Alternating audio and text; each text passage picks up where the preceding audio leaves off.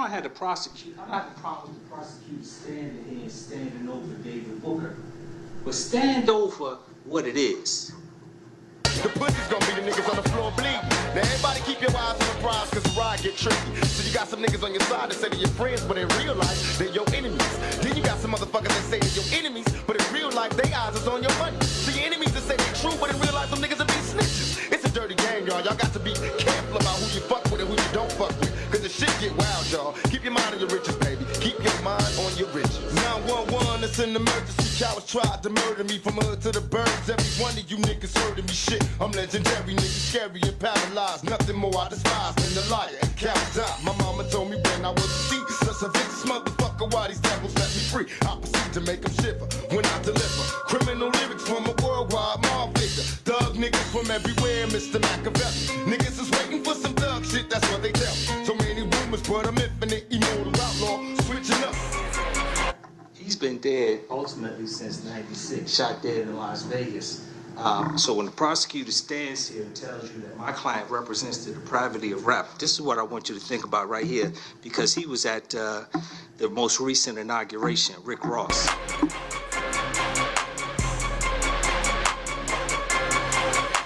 Smell pussy on these niggas, man. Come on, nigga. Let's do it.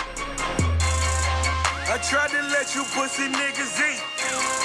It's time to put your pussy boys to sleep. Pussy niggas always wanna talk. I'm busy getting pussy like a fucking boss. I smell a pussy from a block away. Let's shoot them pussies from a block away.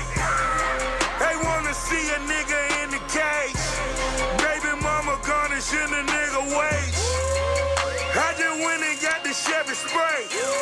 Pussy nigga wanna scratch a nigga paint. Pussy nigga wanna see you fall. You know to bring them choppers when you see me call. I tried to let them pussy niggas eat. It's time to make you pussy boys extinct. I took a quarter key to Polk County. All my Central Florida niggas straight body. Broke down the brick, I'm back in Bartow. Ladies and gentlemen, I could play you a minute to a minute and a half of rap, give you a different artist for the next 7 hours, all of them nationally recognized folks. There's no scalpel sharp enough to separate David's rap from the depravity of the cultural rap that he was raised on. So when you sit here and the prosecutor plays this, oh my God, this is so shocking. It can't be shocking. His tattoo, as the prosecutor's already indicated to you, mimics 21 Savage. People want to be more than they can be. And while we can name in the black community 500 rap artists, we can't name 5 surgeons. I'll give you Ben Carson. We can't name 5 surgeons, 5 architects, but we know 500 rappers. And it doesn't matter that Ephesians 29 reads, let no unwholesome talk come out of your mouths, but only what is helpful for building up the one in need, because they played what they call the clean versions in church. Clean version, yes, that's where they removed the actual profane words, but the profane concepts are still played in the black church. So, if his depravity is reflected in his music, then all of American black culture is depraved. That's the end of that story. So all that good person, bad person talk that the prosecutor's talking about, and prior crimes evidence, and gang evidence, and rap evidence, cumulatively that tells you, the jury, the only thing that you need to know. The prosecutor himself has some doubts about the strength of the actual homicide case. The actual homicide case. That's what the rest of this is about. You can turn off the Apple Play. Thank you, Judge. He needs you poisoned against my client so you'll lower the bar of reasonable doubt so he can ultimately hurdle it. How many witnesses were called, ladies and gentlemen? 21 ultimate witnesses were called by the state. The defense didn't call any witnesses, and that should make sense that we don't need to call any witness because we don't have to prove anything. The judge is going to tell you when she gives you the instructions in regards to my client that he never needs to get on the stand and testify. You can't ultimately hold that against him. The state called 21 witnesses. How many witnesses put my client into QT? 0. How many witnesses testified about David's fingerprints or his DNA being at the scene? 0. My client never made any admission to the police ultimately when they spoke to him, and he spoke to the police about being at the QT, and you've seen absolutely 0 text messages to or from David regarding any participation in any type of slight or crimes. In fact, no one puts David near the Mercedes at issue that was involved in the QT homicide any time around the time of the homicide. The only photos you have with my client being near the Mercedes is at the Texaco 36 hours prior to the shooting. David paid for the insurance for the Mercedes. Yeah, I got you. I understood that. I heard that. David and Miles Collins know each other. That's what Miles Collins' girlfriend told you, that they both know each other.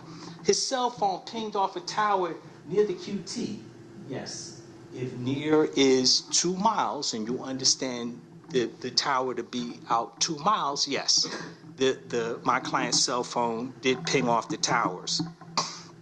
But David is on social media, super animated with the extendo clip in the gun. You want some more of that? I can give you another 2 hours of that. Why would he be doing that? Why would he be doing that? That's all David knows. That's all he knows. Yet none of that, the social media, the prior crimes evidence, none of that should be enough ever for you to find him guilty of homicide. One of the best things about going first is where there are 2 other lawyers, and you've seen those lawyers during the trial. I don't really have to worry about missing something on behalf of David, because you've already seen Mr. Clegg. He's super thorough. He's going to get up. He's going to speak to you after I sit down. And then Ms. Drake is going to get up, and she's going to speak to you. And ultimately, then the prosecutor, he's going to have the last word before the judge reads the law to you. And you have the evidence that you have. The only question you're going to have to decide is what was David's participation. The judge is going to give you the law when the prosecutor sits down. And we're all in agreement about the law that the judge is going to read to you. The judge is going to read you the law about reasonable doubt. The judge is going to tell you that reasonable doubt is a doubt of a fair-minded, impartial juror honestly seeking the truth. That's why we took so long to pick the jurors, because we got to find fair, impartial jurors. We got to find people that see gang and then don't pass out. Oh, gang, done. What do you want me to find them guilty of? Right. We don't need those folks. We also don't need the folks that say, oh, did the police pull up? Oh, therefore the police are wrong. If the police are speaking, then the police are liars. We don't need that. So we have to get a fair-minded, impartial juror. And reasonable doubt is a doubt of a fair-minded, impartial juror. It's a doubt based upon common sense and reason. That's what the judge is going to tell you. And the judge is going to tell you it does not mean a vague or arbitrary doubt, but a doubt for which a reason can be given arising from the testimony, the lack of testimony, or the conflict in the testimony. I don't know if you're going to consider David wearing the sweatshirt with the blue in it at the Texaco 36 hours prior to the shooting. I don't know if you're going to see that as a conflict in the evidence. Are the Bloods allowed to wear anything blue? I don't know what you're going to think about that, but ultimately that may be deemed a conflict in the evidence in regards to David being in the gang. Identification is a question of fact for you, the jury, to determine who ultimately was at the QT. And obviously Mr. Clegg brought out the fact, well, how many people are in the vehicle? Well, the prosecutor says it's 3 because there's 3 people sitting here, but there's nobody to tell you that there were 3, 4, 5, or 6 people ultimately in that vehicle.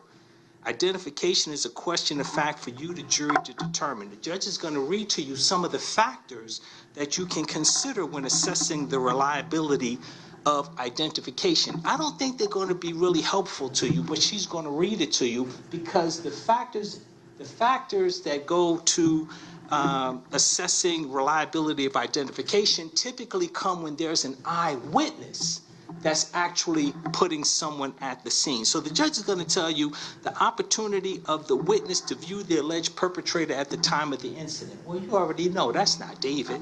The judge is going to tell you the witness's degree of attention towards the alleged perpetrator at the time of the incident. Nobody showed any witness any photo spread where they picked out David and said, yes, I think that he was there. The judge is going to talk about the possibility of mistaken identity as an assessment of reliability of identification, but nobody ever identified David. What the judge is not going to tell you is digital DNA is a factor. Digital DNA. Yet nobody's going to come and tell you that. What did DNA expert tell you?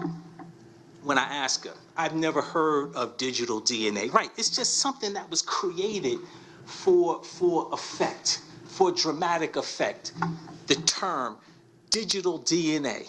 When you look that up on any sort of Google after the trial is over, you're going to see there's no such thing. It's made up.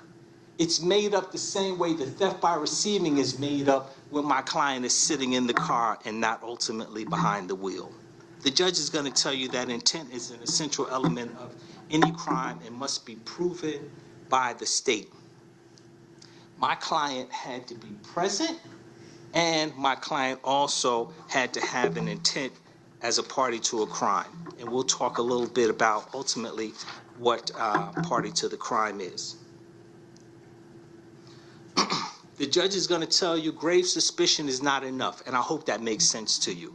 She's going to tell you mere association is not enough. What that means is the fact that David knows Miles Collins is not enough for you to convict him, and I hope that makes sense. And when she tells you that, David Booker knowing Miles Collins is not enough to convict David Booker. I'm hoping it also makes sense to you that fact that David Booker purchases insurance for a vehicle some 36 or more hours prior to the homicide, that doesn't put David Booker in the homicide. Mere association is not enough to convict David. Party to a crime. The judge is going to tell you what party to a crime is, and it's important that I read it exactly right. I suspect that Ms. Drake is going to give it to you also. Party to a crime. The judge is going to say every party to a crime may be charged with and convicted of commission of the crime, but you, the jury, determine if David ultimately is a party to the crime, not the state. A person is a party to a crime only if that person directly commits the crime. That means produces the firearm and shoots the victim. We know that's Josiah Hewley. Or intentionally helps in the commission of the crime. Again, mere association is a no-go. Intentionally helps in the commission of the crime. Purchasing insurance on a rental vehicle without more, I contend, is a no-go. Because it's not helping in the the law, party to a crime, is not about helping in a potential crime. It is helping in the crime, the aggravated assault, the hijacking, the homicide that occurred. And there's absolutely no indication that David Booker intentionally helped in the commission of the crime. The judge is going to tell you when you have multiple defendants that you have to determine the guilt of each defendant separately. And the judge is also going to tell you under the knowledge charge that the state has to prove that David had knowledge that the crimes of hijacking, a motor vehicle, or aggravated assault, and felony murder were being committed, and intentionally participated or helped in the commission of such crime. As you listen to the judge's charges, you're going to see that, didn't you just say that? Party to a crime, intent, reasonable doubt, multiple defendants. There's a complementary nature to the charges. She's going to tell you that in regards to credibility and the credibility of witnesses, the jury determines the credibility of the witnesses. this really wasn't a big credibility case. We know that there was a homicide. We know that there was a car involved. We know that at least 2 people got out the car, which probably left 1 person in the car based on how the vehicle left the QT. It's not a big credibility question of witnesses. The judge is going to talk to you about experts. You're not required to accept the testimony of any expert, any witness, expert or otherwise. I love it when the gang experts come, though. They tell you, I thought he said 2/3 of all violent crime. That's what I thought he said. Sometimes I miss it, though. And then he told us on the stand under oath, is 2/3 of all crime. Let's say you believe that. 2/3 of all crime in Georgia is committed by folks that are members or associated with a gang. What's the next logical thing for you to determine?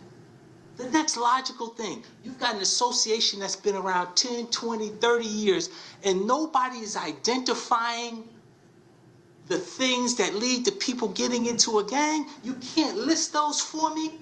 Income below, people in the family not getting a certain amount of education. Maybe you already know what it is. Maybe you already know, well, it's the music, but we can't say that. It's the music. If they listen to more than 7 hours of it a day from the time they come out the womb till about the age of 20, they're going to end up heading that way. What did the gang expert tell us, though? The gang expert told us they have no idea. The organization has no idea what the factors are that lead to people being in the gang when the gang is responsible for 2/3 of all the crime in Georgia. That's almost as crazy to me when he says that as the church and the Falcons at Mercedes-Benz Stadium playing the clean version of what you just heard. That's almost as crazy to me. The judge is going to give you the charges as they relate to the gang statute. The judge is going to tell you that the state must prove that there's a nexus, that means a connection between the crime committed and the gang. That should be sort of silly to you. Why? Because he told you 2/3 of all crime is committed by the gang. That means that there's no crime that is committed that the gang would not commit. But that's the first part of the gang statute. The state must prove there's a nexus or connection between the crime committed and the gang. That's almost like that's a given based on the expert if you believe that 2/3 of all crime is committed. Then there's the second part. The crime was committed, the crime that was committed July 10, 2022, was to further the interests of the gang. That's where it starts to get a little shaky. You're a gang member, so if you commit a shoplifting, is that to promote the gang, or did you just want to get mascara for your girlfriend? That's where you, the jury, have to determine. The part of the gang charges, the second part. The crime was committed to further the interests of the gang. There's absolutely no evidence of that in this case, ladies and gentlemen. That's just pure speculation, which is why I think it's going to be easy for you to determine as it relates to the gang charges that David Booker is not guilty of all the gang charges. The judge I told you earlier is going to speak to you about the defendant never needing to take the stand, and she's going to tell you he doesn't need to take the stand, and you can't ultimately hold it against him that he didn't take the stand. She's also going to give you the law as it relates to other crimes evidence. She's going to tell you before you can consider any other alleged acts, the theft by receiving that my client pled to in Fulton, for the limited purposes stated, you must first determine whether it is more likely than not that the accused committed the other alleged act, not pled to them to get out of jail, as the expert told you sometimes happens, but that they actually committed the theft by receiving stolen. Now, let's say he did that. Let's say he did, in fact, commit the theft by receiving stolen property. I asked the person that was here, did you find any gun? There wasn't any gang talk about that. Yeah, well, we found 2 pistols, one with an extendo clip, and we found a bunch of gang stuff. No, there wasn't any talk about that related to the theft by receiving. That's just meant to poison you. You have the whole case. In regards to David Booker, you're left with 3 questions that you have to answer. 3 questions in regards to David Booker. Number 1, was he at the QT? Not whether his phone was pinging 30 minutes earlier in an area that covers a 2-mile radius of the QT. Not the digital DNA. Was David at the QT? That's the first question. If he is there, if David is at the QT, did he play any role in the shooting at the QT? Not purchasing insurance on a car where there are no text messages between him and anybody else about slider crimes. Did he play any role in the shooting at the QT? And there's absolutely no evidence. If you believe that he's one of the figures driving or running but not shooting. That's the second question. The third question is David a party to the crime of hijacking or aggravated assault or felony murder? Is David a party to the crime? Josiah Hughley has already admitted to being the shooter. So after you listen to Ms. Drake's argument about her client, who's already said he's the shooter, you've got to almost go immediately to party to the crime to determine if David and Miles Collins are parties to a crime. And you've got to make that determination with absolutely no text messages or social media indicating any sort of conspiracy. That's what you have to do it with. And based on the state's evidence, I contend you must say yes to all 3 of the questions in order to find David guilty. He was present. Let's assume that you think, well, he's not present, but wait a minute. The state's already told you they think he's present. So you can't come to a determination where you say, I don't think he was present, but I somehow think that he's guilty despite the fact that he wasn't present. The only way you're going to get to that is you're going to have to admit, I'm susceptible to the gang evidence. Because even the state is telling you they think he's there. So for you to say, I think he's guilty, but he's not even there, that's ridiculous. You have to say yes to all 3 questions. David was at the QT, David played a role, and David was a party to the crime of hijacking. But I contend you won't be able to say yes. Because you won't be able to say yes to all 3, because the evidence ultimately doesn't support it, it's going to be your duty. And that's the word that the judge is going to use, duty. It's going to be your duty to find David Booker not guilty of all charges. Thank you very much, ladies and gentlemen. Thank you, Mr. Lewis. We've been going a little less than an hour. Does anybody need a comfort break? Okay. You do? Okay. Let's just take a 5-minute comfort break. Off the record.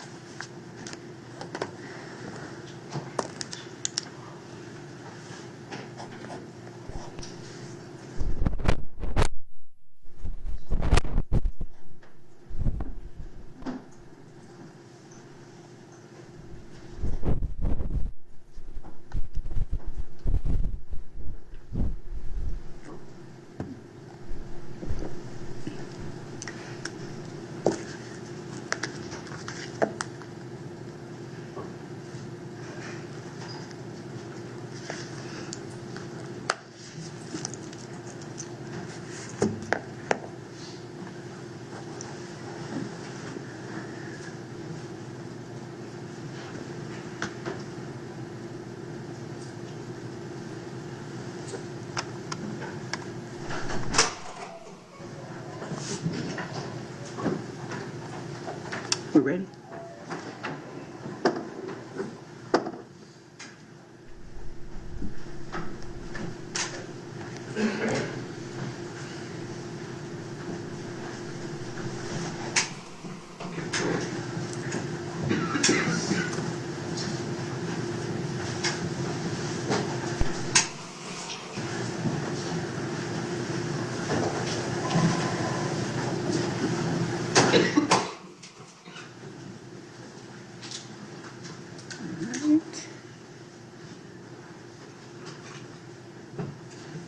Mr. Clegg. All right, thank you, Judge.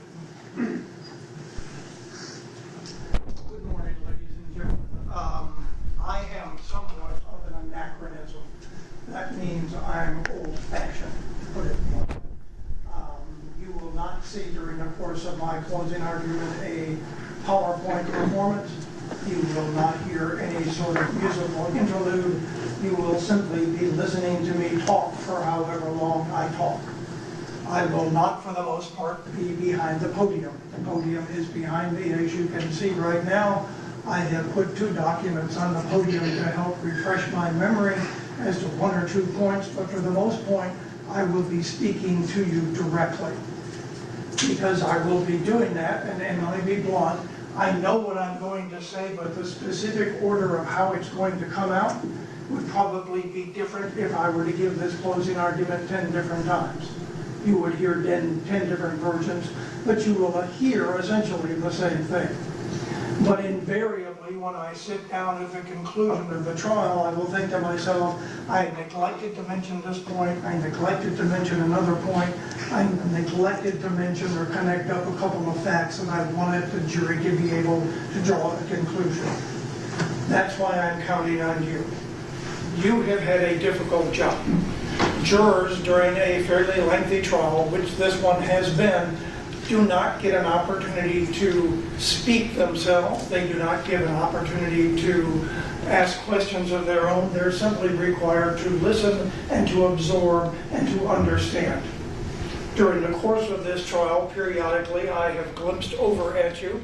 Primarily, I am focused on what is being elicited from the witness stand, but I have had a chance to watch you briefly and know that you have paid close attention, know that many of you have taken notes, and on behalf of Mr. Collins, I thank you for your diligence in that regard.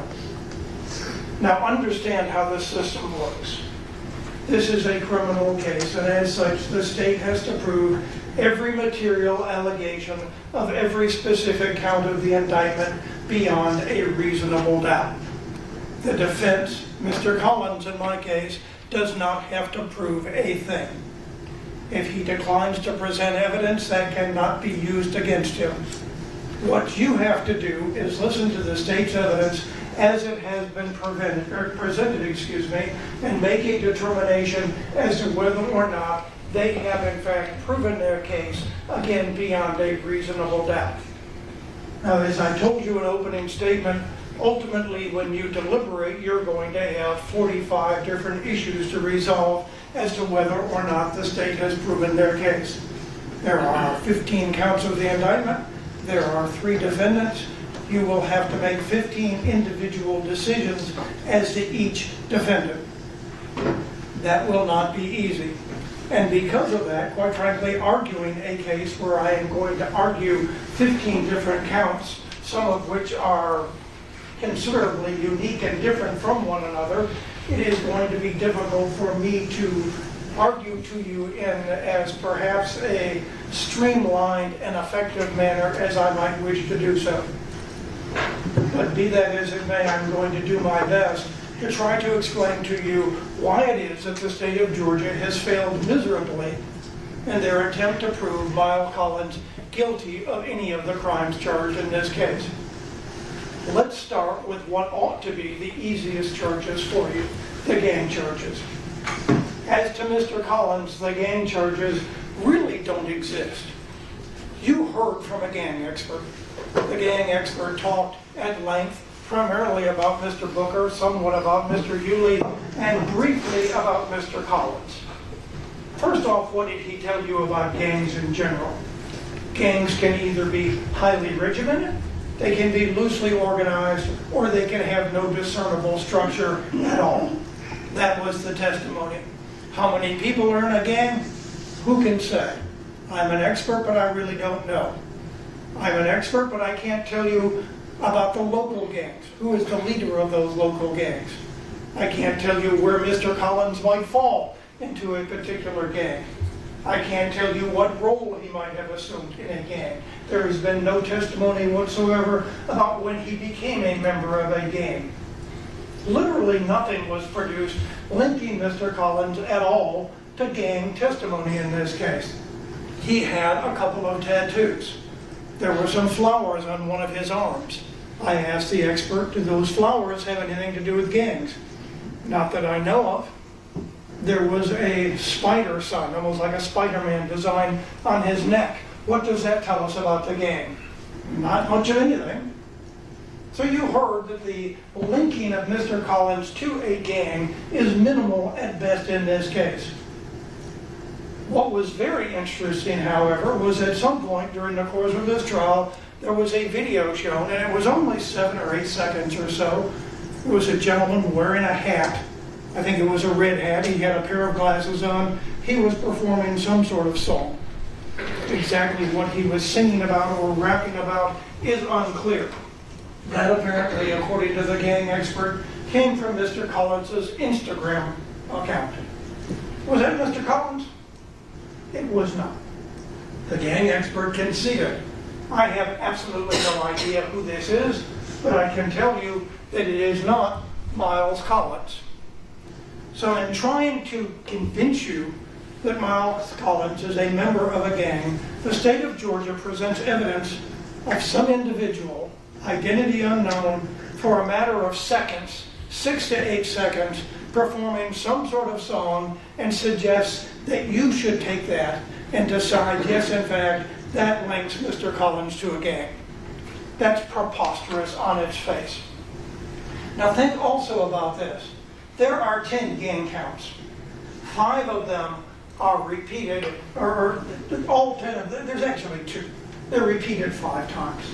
I mean, there are 5 underlying charges: felony murder twice, aggravated assault, hijacking of a motor vehicle, and possession of a firearm during the commission of a crime. As to each of those counts, there are 2 corresponding gang charges.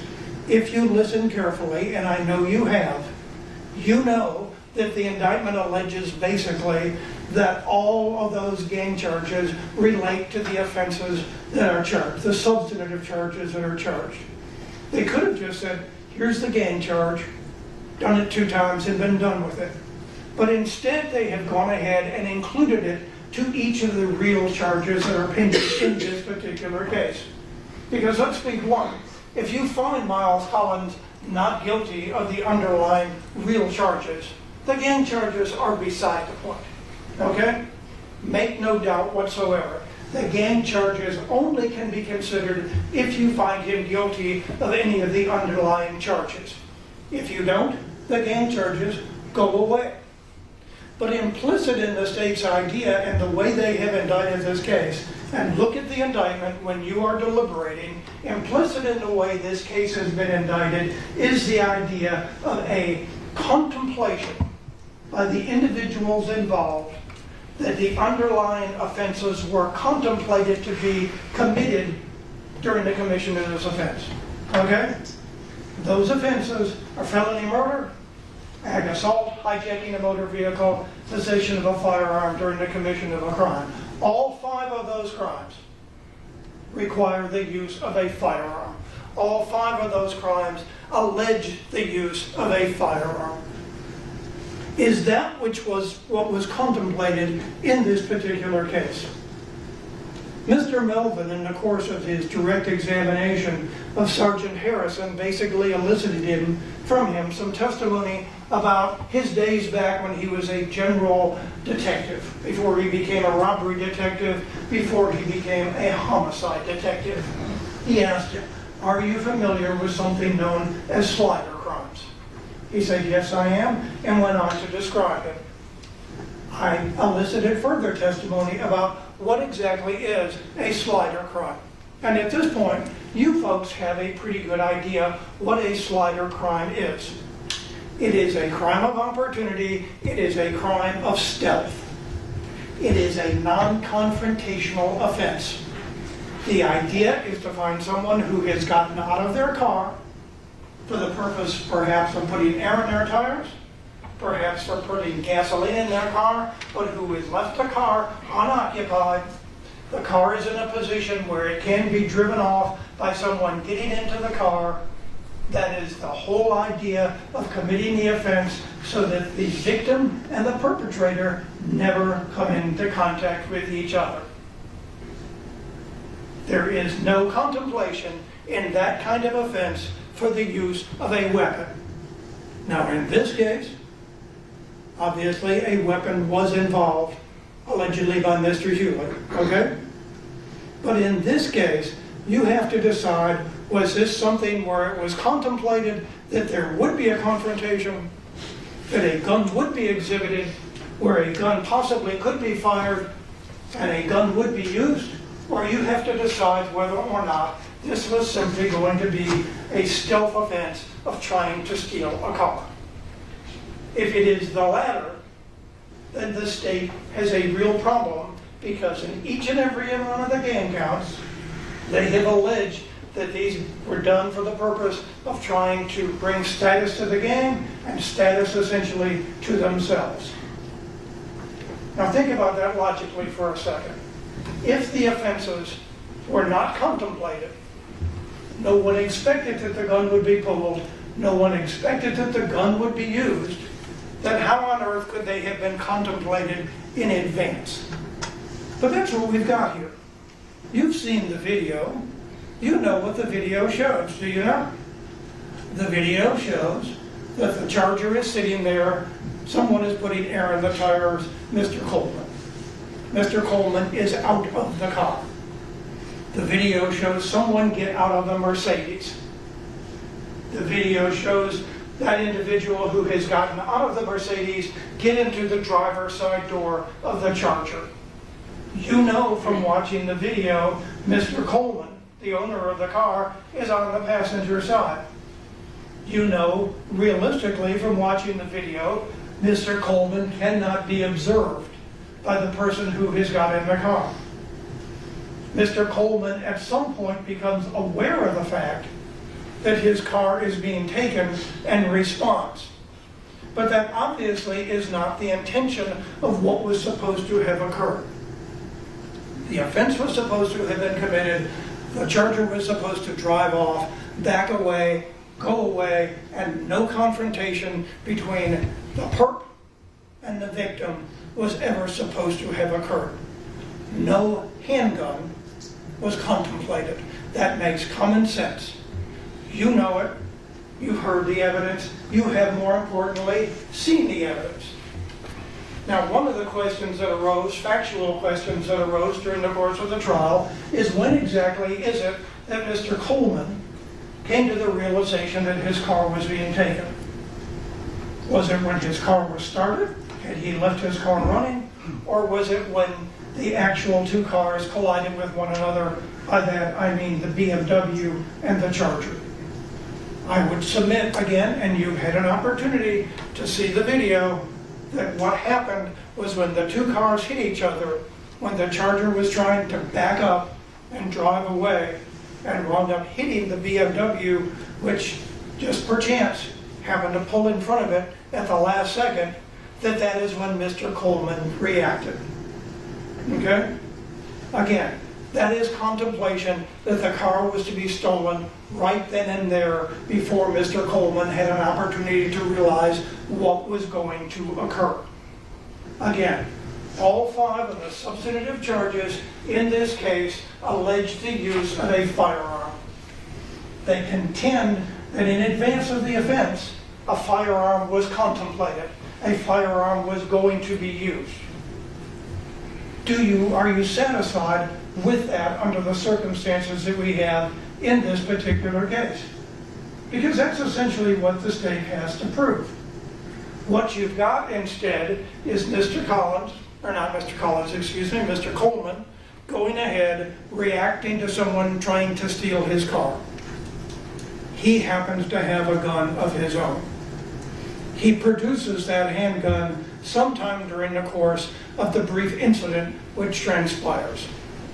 If he had not produced a handgun, his handgun could not have been taken from him. That handgun ultimately winds up on the ground where he is having a dispute or a scuffle with the individual who had been in his car. We know that there had been, according to Detective Harrison, from his watching the video, that there had been some sort of scuffle inside the car. No shots were fired inside the car. You know that. Harrison said you can't hear the video, but at the same time there are victims there. There is only evidence of one shot. There is only evidence of one shell casing, and there is no evidence of any sort of damage in the interior of the Charger, which is consistent with a shot having been fired inside the car.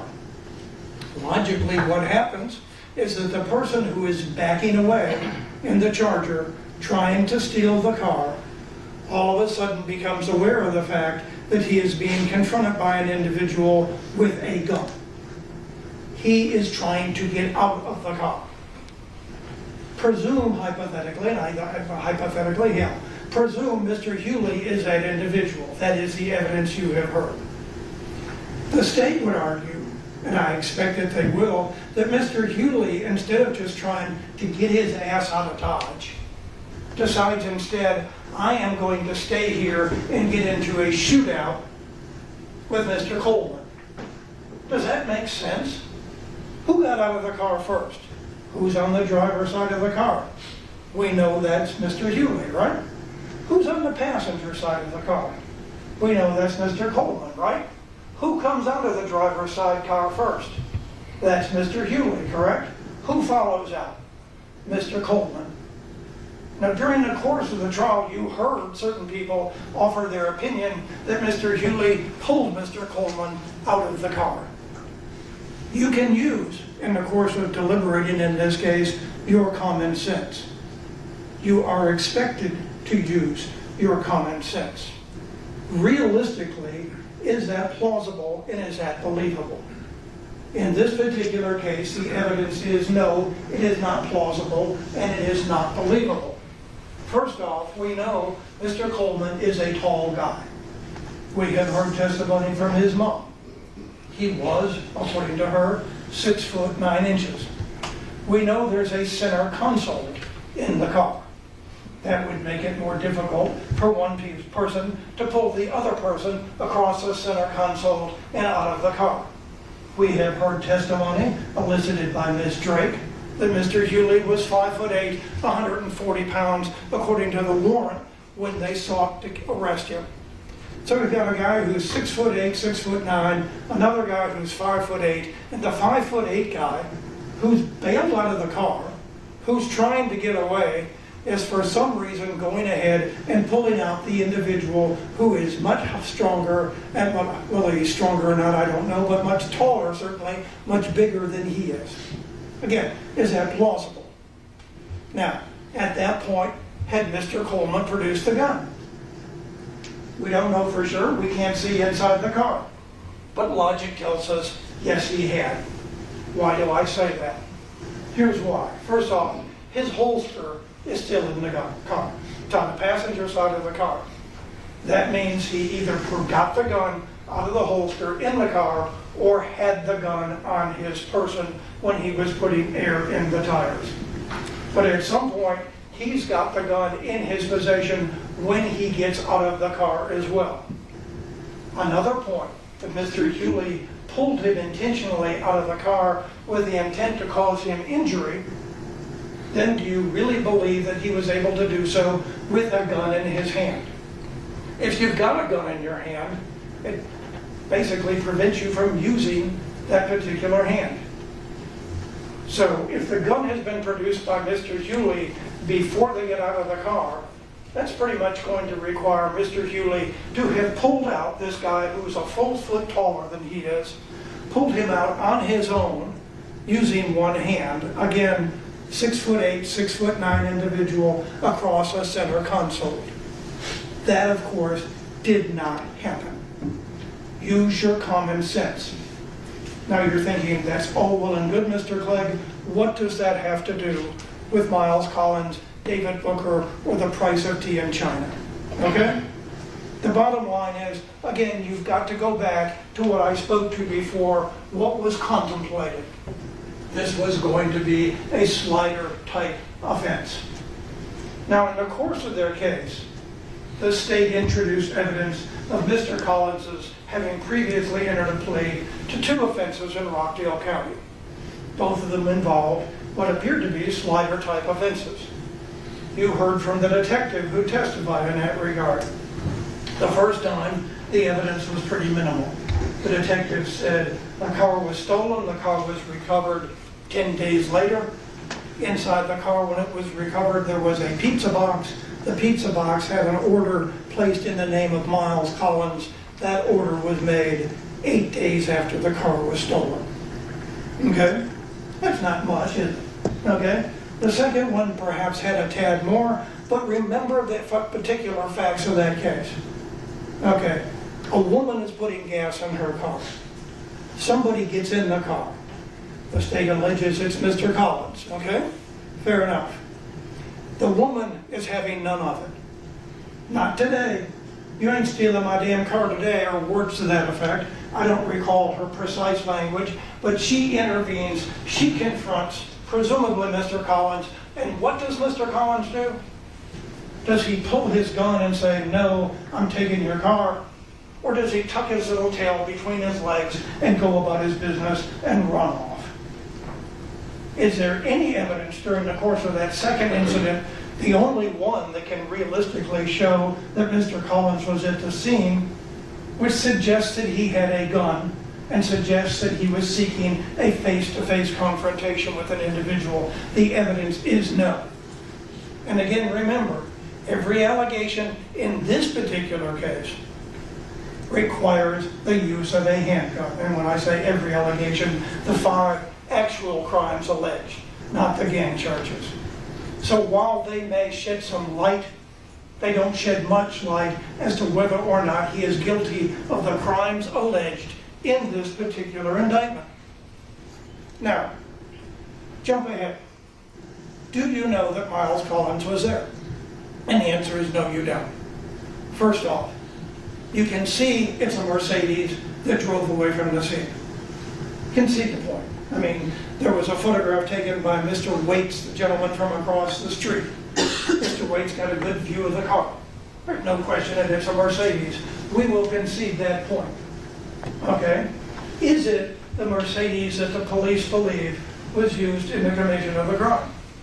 You don't have a clue as to that, do you? Bottom line is there is no tag number seen leaving the scene. There is no tag number seen after the fact. All of the tag numbers from the flock cameras show something which occurred beforehand. None of them show the vehicle driving away. The detective would say, well, it appeared to be an out-of-state tag. We looked for a black Mercedes with an out-of-state tag. We didn't find one, therefore this must be the car. But think about that for a minute. They didn't find any vehicle, any black Mercedes after the fact, did they? Any evidence as to the tag number only came from something that occurred beforehand. And more importantly, is that the vehicle that Mr. Collins rented? I mean, think about this, folks. Mr. Collins in his statement says, yeah, I rented a Mercedes. Is there any evidence to show that the car he rented was the car used in the commission of this offense? And the answer is, no, there is not. You cannot, you should not engage in conjecture. You cannot engage in guessing. You cannot say, well, logically, yeah, this is probably the case. What the hell, he's a member of a gang. I'll echo Mr. Lewis here a little bit. He's a member of a gang. He must be guilty. He rented a car like that. We don't know whether it's the same car or not. Was the crime that appears to have been used in the commission of the crime. Therefore, he must be guilty. Come on. You know better than that. That's not sufficient. That doesn't come anywhere close. But again, the digital DNA evidence. Now, I agree with Mr. Lewis.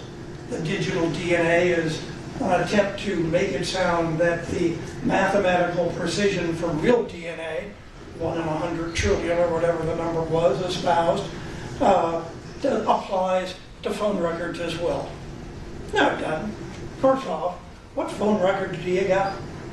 Phone records don't show us a whole lot, do they? Phone records show us that according to Mr. Collins's phone, at 11:23, he was somewhere south of the Quick Trip. Remember Detective Wilbanks, or Investigator Wilbanks from the DA's office? He had a number of exhibits. You can see where the cell phone towers are, and you can see where the area surrounding those cell phone towers are, where if an individual phone was in that area, it would bing off that tower. You saw one photograph, or not photograph, I guess, but exhibit like that regarding Mr. Collins's phone. It was not in the geographic area of the Quick Trip. Make no mistake, whether the others were or not, his phone was not in the geographic area of the Quick Trip.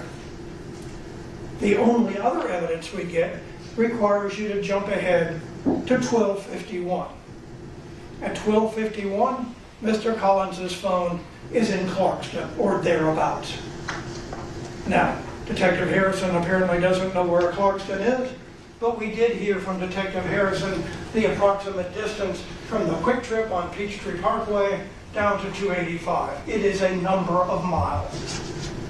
Realistically, do you believe that an individual could get from 1238, 1239 in Peachtree Corners at the Quick Trip to Clarkston in 12 and a half, 13 minutes? Because that's what the state is requiring you to believe if you're going to accept the digital DNA evidence. And what else do we know? In this particular case, the evidence shows that Miles Collins wasn't necessarily always in possession of his phone. There is testimony that Mr. Collins had two phones. One of those phones was used by Investigator Wilbanks to try to link him to the vicinity of the Quick Trip back on July 10th of 2022. Okay? But when the police went to his girlfriend's house, Jeremiah Pledger, on July the 21st, prior to Mr. Collins's arrest, which was on July 25th, lo and behold, they found that phone that was used in ultimately creating that exhibit. What does that tell you? There are times when Mr. Collins does not have his phone. Some of you younger folks may think to yourself, how can that possibly be? Why would an individual ever go somewhere without their phone? Some of you older folks may think to yourselves, no, that's not all that unusual. Who knows? Maybe you're attached to your phone. Maybe you're not. But the evidence in this case shows that at least prior to his arrest, Mr. Collins was not in possession of the phone that he was alleged to have had on July the 10th. The state will respond, but look at these maps. These phones are all together in the same geographic area, therefore you must convict. But think about this logically. We know that there was some testimony from the early morning hours of July the 9th. July the 9th was approximately 36 hours, I think Mr. Lewis correctly stated, before the events at the Quick Trip. Okay? At one point, there was an exhibit showing that David Booker's phone was in a particular area of southwest Atlanta, and there was evidence showing that Miles Collins's phone was in the same area of southwest Atlanta. One would infer, based on the state's contentions, that they might have been together at that time. But the evidence showed, no, that's not the case. Because what occurred at that time, when those two phones were binging off the same area, was that one person was calling the other. I suppose two people sitting in the front seat of a car, in lieu of talking to each other face to face, could decide to call each other on the phone, but that, of course, makes no sense. So even though two phones can be in the same geographic area, that doesn't necessarily mean that the two individuals are together. The state's own evidence is an example of that fact. The state will say, well, even though we can't prove the tag number was the vehicle rented to Mr. Collins, we can prove it through the Texaco video. You've seen a little bit of the Texaco video, have you not? Mr. Collins admits he was there. You can see a vehicle pull up on the far side of the gas pumps. That's pretty much all you can see. I will defer to you folks. You're younger than I. You probably have better eyesight than I do. But the bottom line is, looking at that car that the state will tell you is the car that was used in the commission of the offense at the Quick Trip, you have to ask yourself, can we realistically draw that conclusion? You can't see the tag. Harrison can see that, right? You really can't see much about the car at all. It does appear to be black. Can you tell it's a Mercedes? I don't believe you can. Again, that's your call. The prosecutor can't simply stand before you and say, I say this, therefore it is so. You have to be presented with evidence that allows you to draw your own conclusions. And in this particular case, you can't, based looking at that video.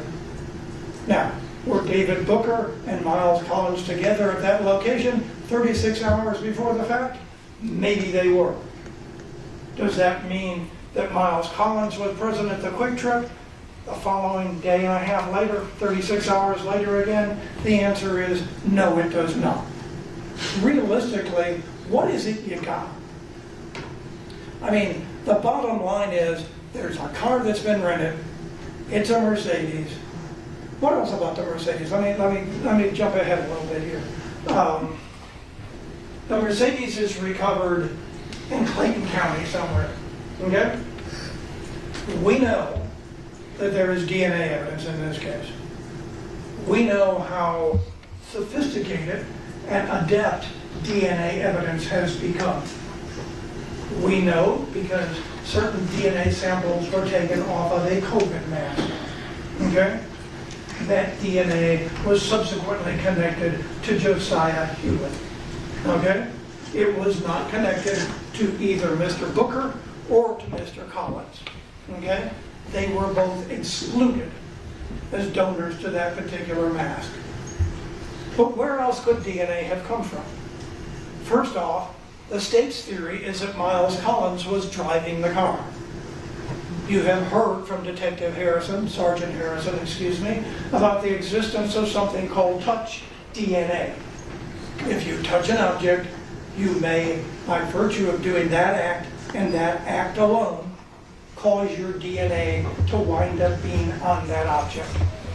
If you're driving a car, what are you going to touch? You're going to touch a steering wheel, are you not? And during that time, Mr. Collins realistically is going to have to put his DNA on that steering wheel. Did you hear about that testimony from DNA taken off that steering wheel? They did collect it. They did try to find it. Matching up to Mr. Collins? The answer is no, you did not. Did you hear the evidence about blood transfer from the body of Mr. Coleman? Mr. Coleman has been shot. He is in close proximity to the individual who shot him. The individual ran into a car. Did you hear the testimony about how blood found inside the Mercedes from the person who got back in the car matched up to the DNA of Mr. Collins? Or Mr. Coleman, excuse me? Of course not. You didn't hear that either. But again, the state says, trust us. It's okay.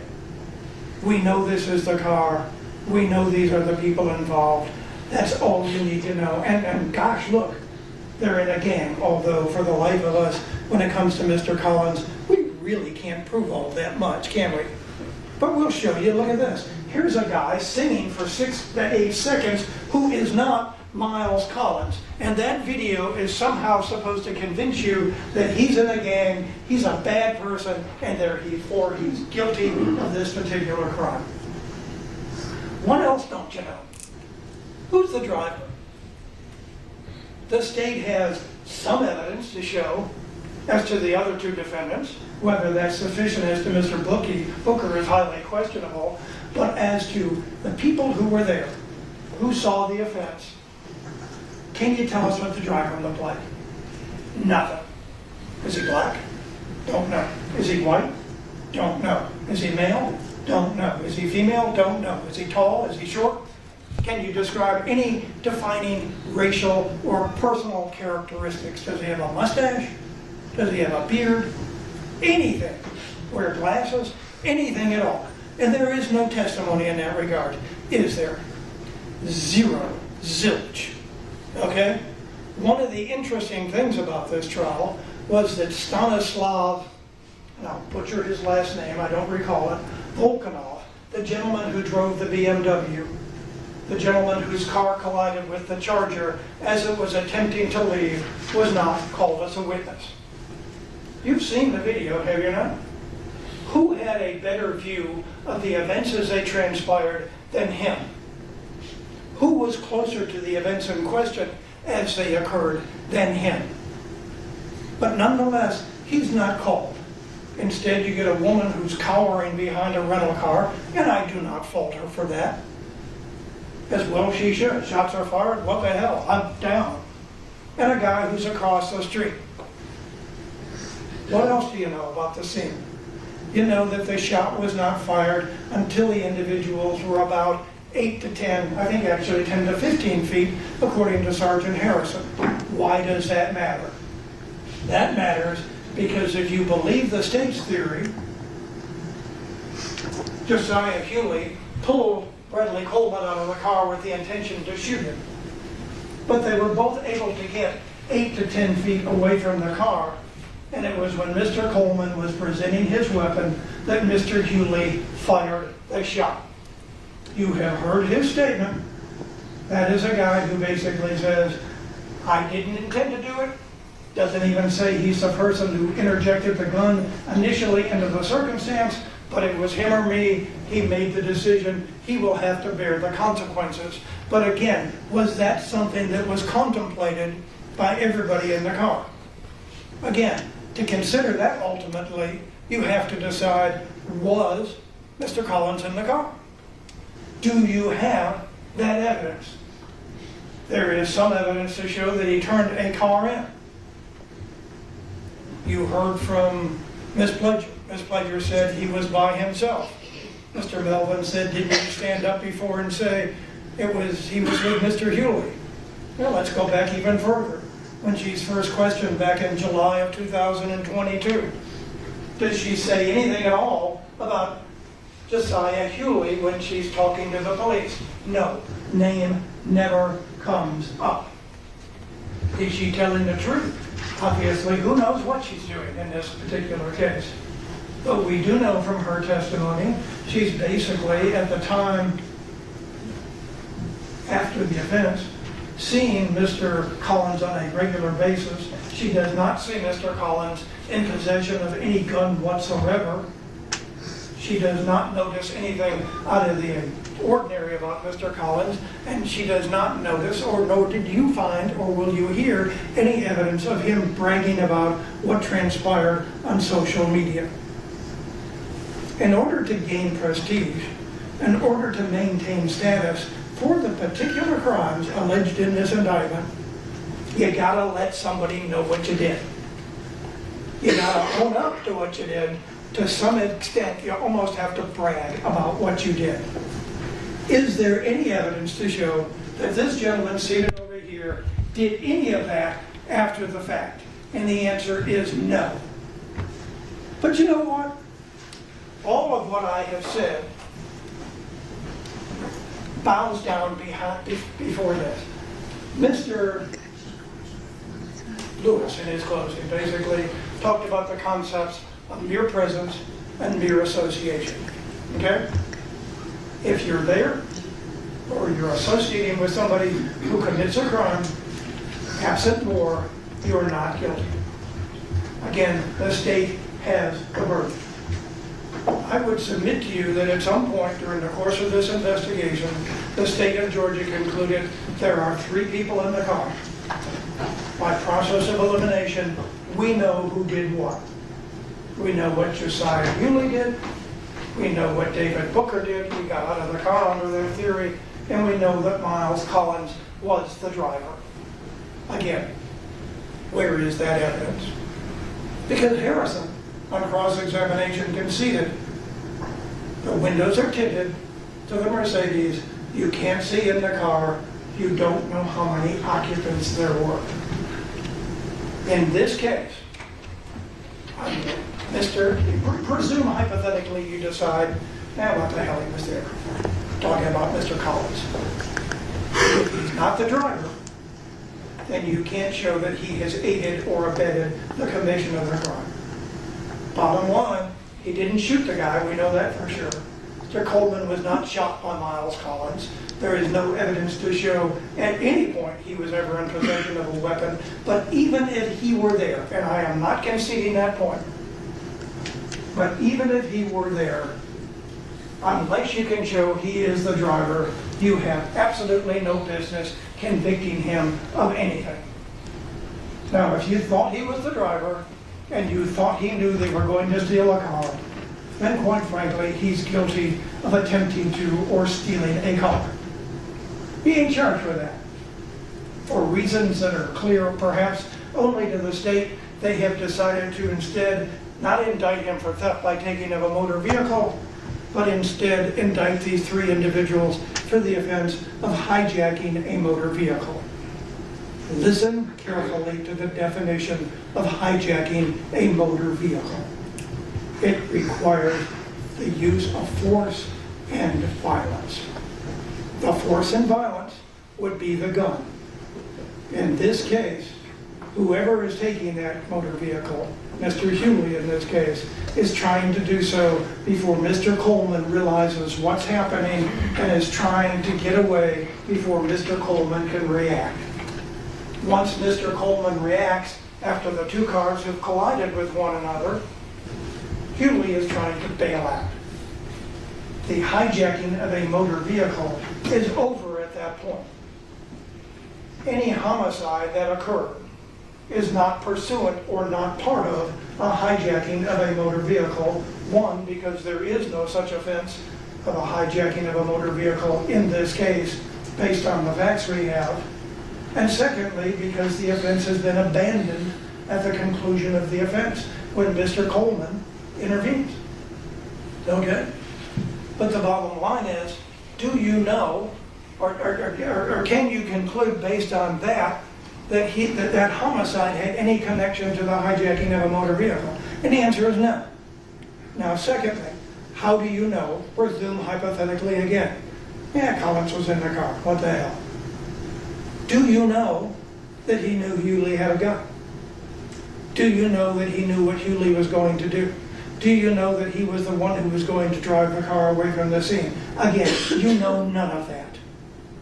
You don't. Again, the state is asking you, to engage in conjecture. This must be what happened. Plausibly, this is what happened. Now, that doesn't cut it. This is a court of law, folks. The case is based on evidence. Evidence has to be produced from the witness stand. If the state of Georgia cannot produce evidence answering specific questions, then you are not authorized to convict. And until and unless they do so, you should not, under any circumstances, return a verdict of guilty. Now, what about this question? That's an aggravated assault. The aggravated assault results in the death of Mr. Coleman. Is that a homicide? Seems like it. Is that a specific homicide? That will ultimately be left to you folks as jurors to decide. Okay? But at that point, what is the involvement of Miles Coleman? Again, presuming you think he's in the car. What is his involvement at that juncture? Because there have been two intervening acts from the attempt to steal the car. The collision with Mr. Volkanov's car and the production of the firearm by Mr. Coleman. Okay? And at that point, it is two people who have guns, who are in position to shoot each other, and one person decides to shoot the other. That is a homicide It is a homicide under any circumstances that has absolutely nothing to do with the gentleman who is seated right here. Whether he was in the car, or not, whether he was driving or not, the homicide is totally unrelated to anything Miles Collins has done. You will hear a jury charge basically telling you an individual can be convicted of murder, felony murder, if a co-defendant shoots and kills somebody. But I would submit to you, ladies and gentlemen, that contemplates a situation such as this. Two people decide to go rob a convenience store. One person's the getaway driver, the other person says, I got a gun, I'm going in, I'm confronting the victim, and I'm going to take the money. Things go south during the course of the robbery. The convenience store clerk winds up getting shot and killed. Everyone concedes that the getaway driver knew about the fact that there was a gun. Everyone concedes that the getaway driver was aware of the fact that that gun was going to be exhibited, and everyone concedes that realistically that is something that could happen when you use a gun. But you gotta know a gun is being used. You can say, of course he knew. Why? You gotta have proof as to why it is that you believe that. Again, conjecture isn't good enough. You can't just go ahead and decide that must have been what was going to happen. You've got to decide, has the state of Georgia actually produced proof to satisfy us beyond a reasonable doubt of my client's guilty? Again, Miles Collins is who I represent. I don't represent the other two gentlemen. Again, I have no desire to assist in their prosecution. To some extent, during the course of my argument and presentation of evidence, I may have helped them out. Whether or not, I don't know. But the bottom line is, I represent Mr. Miles Collins. And when you go into that jury room, you've got to decide amongst yourselves, what exactly can they prove? What exactly did he do? And what exactly is it that we simply don't know? If ultimately you get to the point where you decide, I simply don't know, then your duty is to find Miles Collins not guilty of each and every one of the charges. Again, the 5 real charges in the case, not the gang charges, all involve the use of a firearm. No matter what you believe about Miles Collins, there is no evidence to show that he knew anyone had a gun, that he had a gun, or in fact that he was actually in the car at the scene. And even if he were, as I said, even if he were, how is it he has aided and abetted in the commission of those 5 crimes? That's what you got to decide, folks. Not an easy question. Is it a tragedy that Mr. Coleman is deceased? Damn right it is. The guy's minding his own business, trying to put some air in his tires on a Sunday afternoon at 12:38, 12:39 in Peachtree Corner. This should never have happened, but for fortuitous circumstances, it never would have. But to take from that tragedy and decide that my client, Miles Collins, seated here before you here today, is guilty of the crimes that he is charged with would be pure and simple a travesty. Consider what I have said. Listen to Ms. Drake, listen to Mr. Melvin, listen to the entirety, and listen to one another. I submit to you, ladies and gentlemen, that when you ultimately deliberate as to the fate of Miles Collins, my client, you will have no option other than to return a verdict which reflects the truth, a verdict of not guilty as to each and every charge of the indictment. I thank you for your attention. Thank you, Mr. Clegg. Ladies and gentlemen, I think we'll go ahead and take our lunch break now. I'd like to start back at 1:30.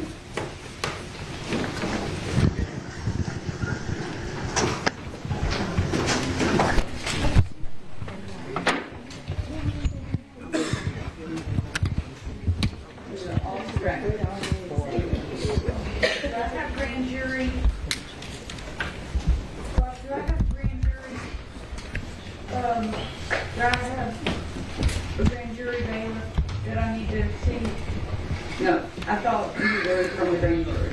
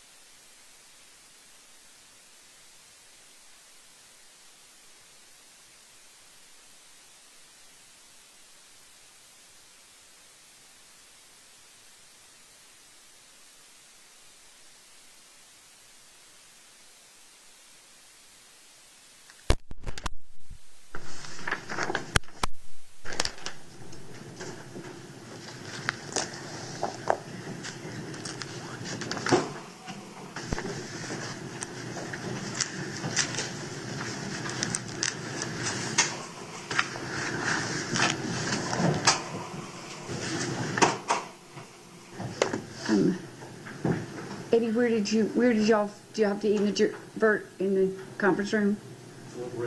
Deliberation, okay. Ladies and gentlemen, I hope you enjoyed your lunch. Our jury lunchroom is being renovated, and they started today. So apologize for inconvenience, but I hope you enjoyed your lunch. I think we are with Ms. Drake. Yes, ma'am. Thank you. Good afternoon, ladies and gentlemen. Again, my name is Tracy Drake, and I have the privilege of representing Josiah Cooley in this matter. Just a couple of things. I always do this. I wanted to thank all of the people that make this trial possible. Our bailiffs, Madam Court Reporter, both of the Johns here at the table, Mr. Melvin and Mr. Williams. It's always nice to fight with people that are so pleasant, so I always appreciate that. And to the co-defendants attorneys in this case, of course the deputies, they help keep us in line, and of course the court itself. But most importantly, I want to thank you for the time and the attention that you've paid to this matter. Obviously, it is a very important case. It's very important not only for the family and friends of Mr. Coleman, but it's also very important to these three young men sitting here at the table before you. So as I did in my opening, I like to go through the law and how it applies to this case. The facts of this case are not greatly in dispute. There are some interpretations that can differ from person to person, but the basic facts of this case are the same. Now, I know that my co-counsels, for lack of a better word, have already gone over a little bit of the law, and a lot of their arguments I'm going to try not to duplicate, but since we do represent each of these young men separately and independently, I think it is possible in my representation of Josiah to maybe reiterate some of the same arguments you might have heard. But let's start off with talking about some of the law that's going to be very important in this case. And this is in no way everything that the judge is going to tell you. But these are some of the basic laws that you need to understand, and also some of the laws that are very specific to this particular indictment. First off is the presumption of innocence. Now, we've talked about that. What is the presumption of innocence? As this trial started, and even as they sit here today, these young men are presumed to be innocent until they're proven guilty. What's very important is that no person shall be convicted of any crime unless and until each element of that offense has been proved beyond a reasonable doubt. That's going to be important when we discuss the indictment in this case, how it was indicted, and why it was indicted the way it was. The burden of proof rests upon the state to prove every material allegation in the indictment and every essential element beyond a reasonable doubt.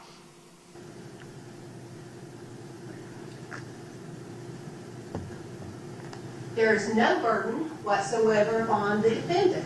We're going to talk about that a little bit more going down. The burden never shifts to the defense to prove innocence. Most importantly, especially in this particular set of facts, is that when a defense is raised by the evidence, the state also has the burden of proof to disprove that or negate it beyond a reasonable doubt. So what is the burden of proof? It's kind of common sense. I know we've all heard that term, but sometimes it needs to be defined. A burden of proof means that the state has the burden to prove their case beyond a reasonable doubt. Now, what is a reasonable doubt? It is a doubt of a fair-minded, impartial juror honestly seeking the truth. It's a doubt based upon common sense and reason. It is a doubt for which you can turn to the person beside you and say, I have a doubt because of A. It's not a vague or an arbitrary doubt, and it can come from a consideration of the evidence, a lack of evidence, which there is a lack of evidence, and we'll talk about that in a minute, or a conflict in the evidence. If, after you look at all of the facts in this case, and after you consider the law, your minds are wavering, you're unsure, you're back there going, it could be this, but it could be that, I'm just not sure, then that is a doubt. And your oath requires you that you are not authorized to convict the defendant in this particular case. And when I refer to defendant, I am normally just referring to Mr. Hooley, unless I state otherwise. Now, this up here, the judge is going to give you a charge, and it's going to have some extra words in here. I meant to go back and add them, but I fell asleep last night. I got too excited after the Kansas City game. To authorize a conviction, the proved facts, the judge is going to add in some language. To authorize a conviction based upon circumstantial evidence, and she's going to define that for you. The proved facts must not only be consistent with the theory of guilt, but also exclude every other reasonable theory other than the guilt of the accused. The state is not going to be able to do this. Circumstantial evidence, direct evidence, a combination of that, they are not going to be able to disprove what their own evidence proved is another theory of this case. That is not felony murder, it's not ag assault, it's not hijacking. Grave suspicion.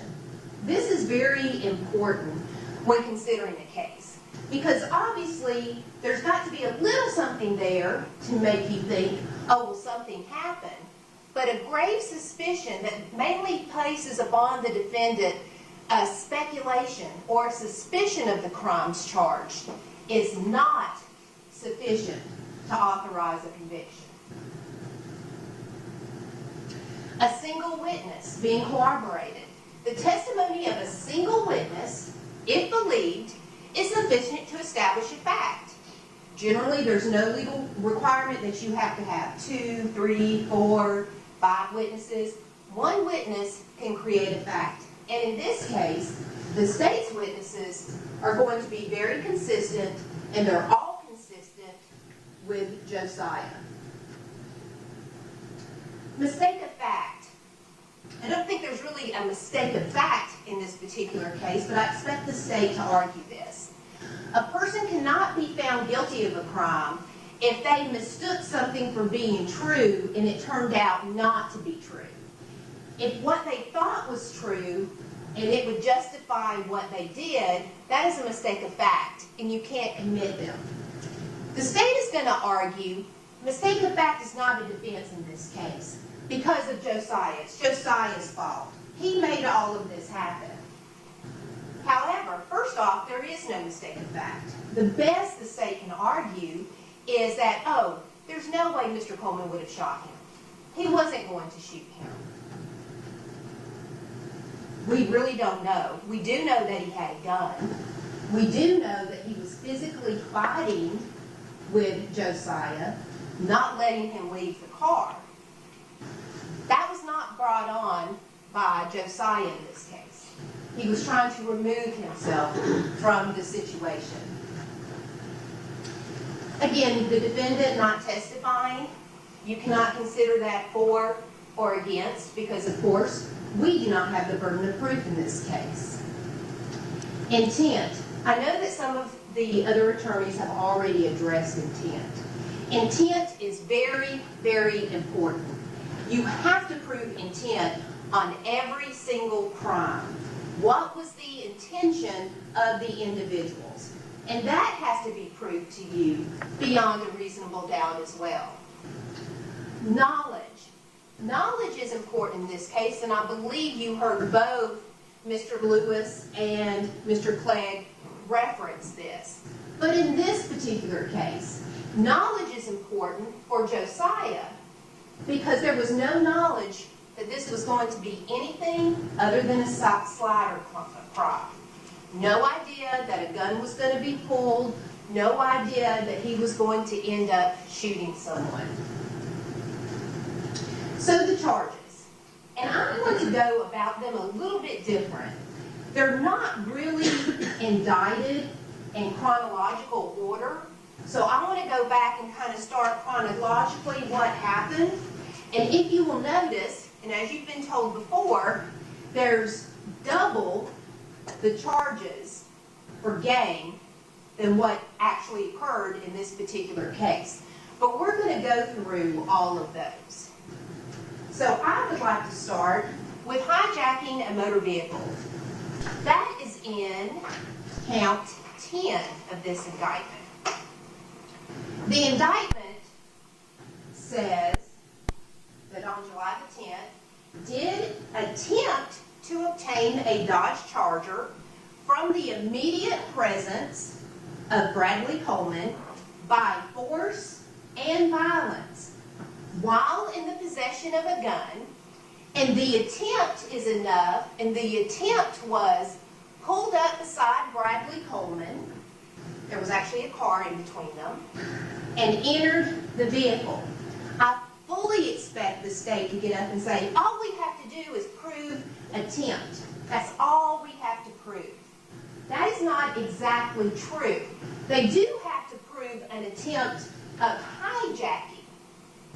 At best, the evidence in this case is an attempt for theft by taking motor vehicle or entering an auto with intent to commit a theft.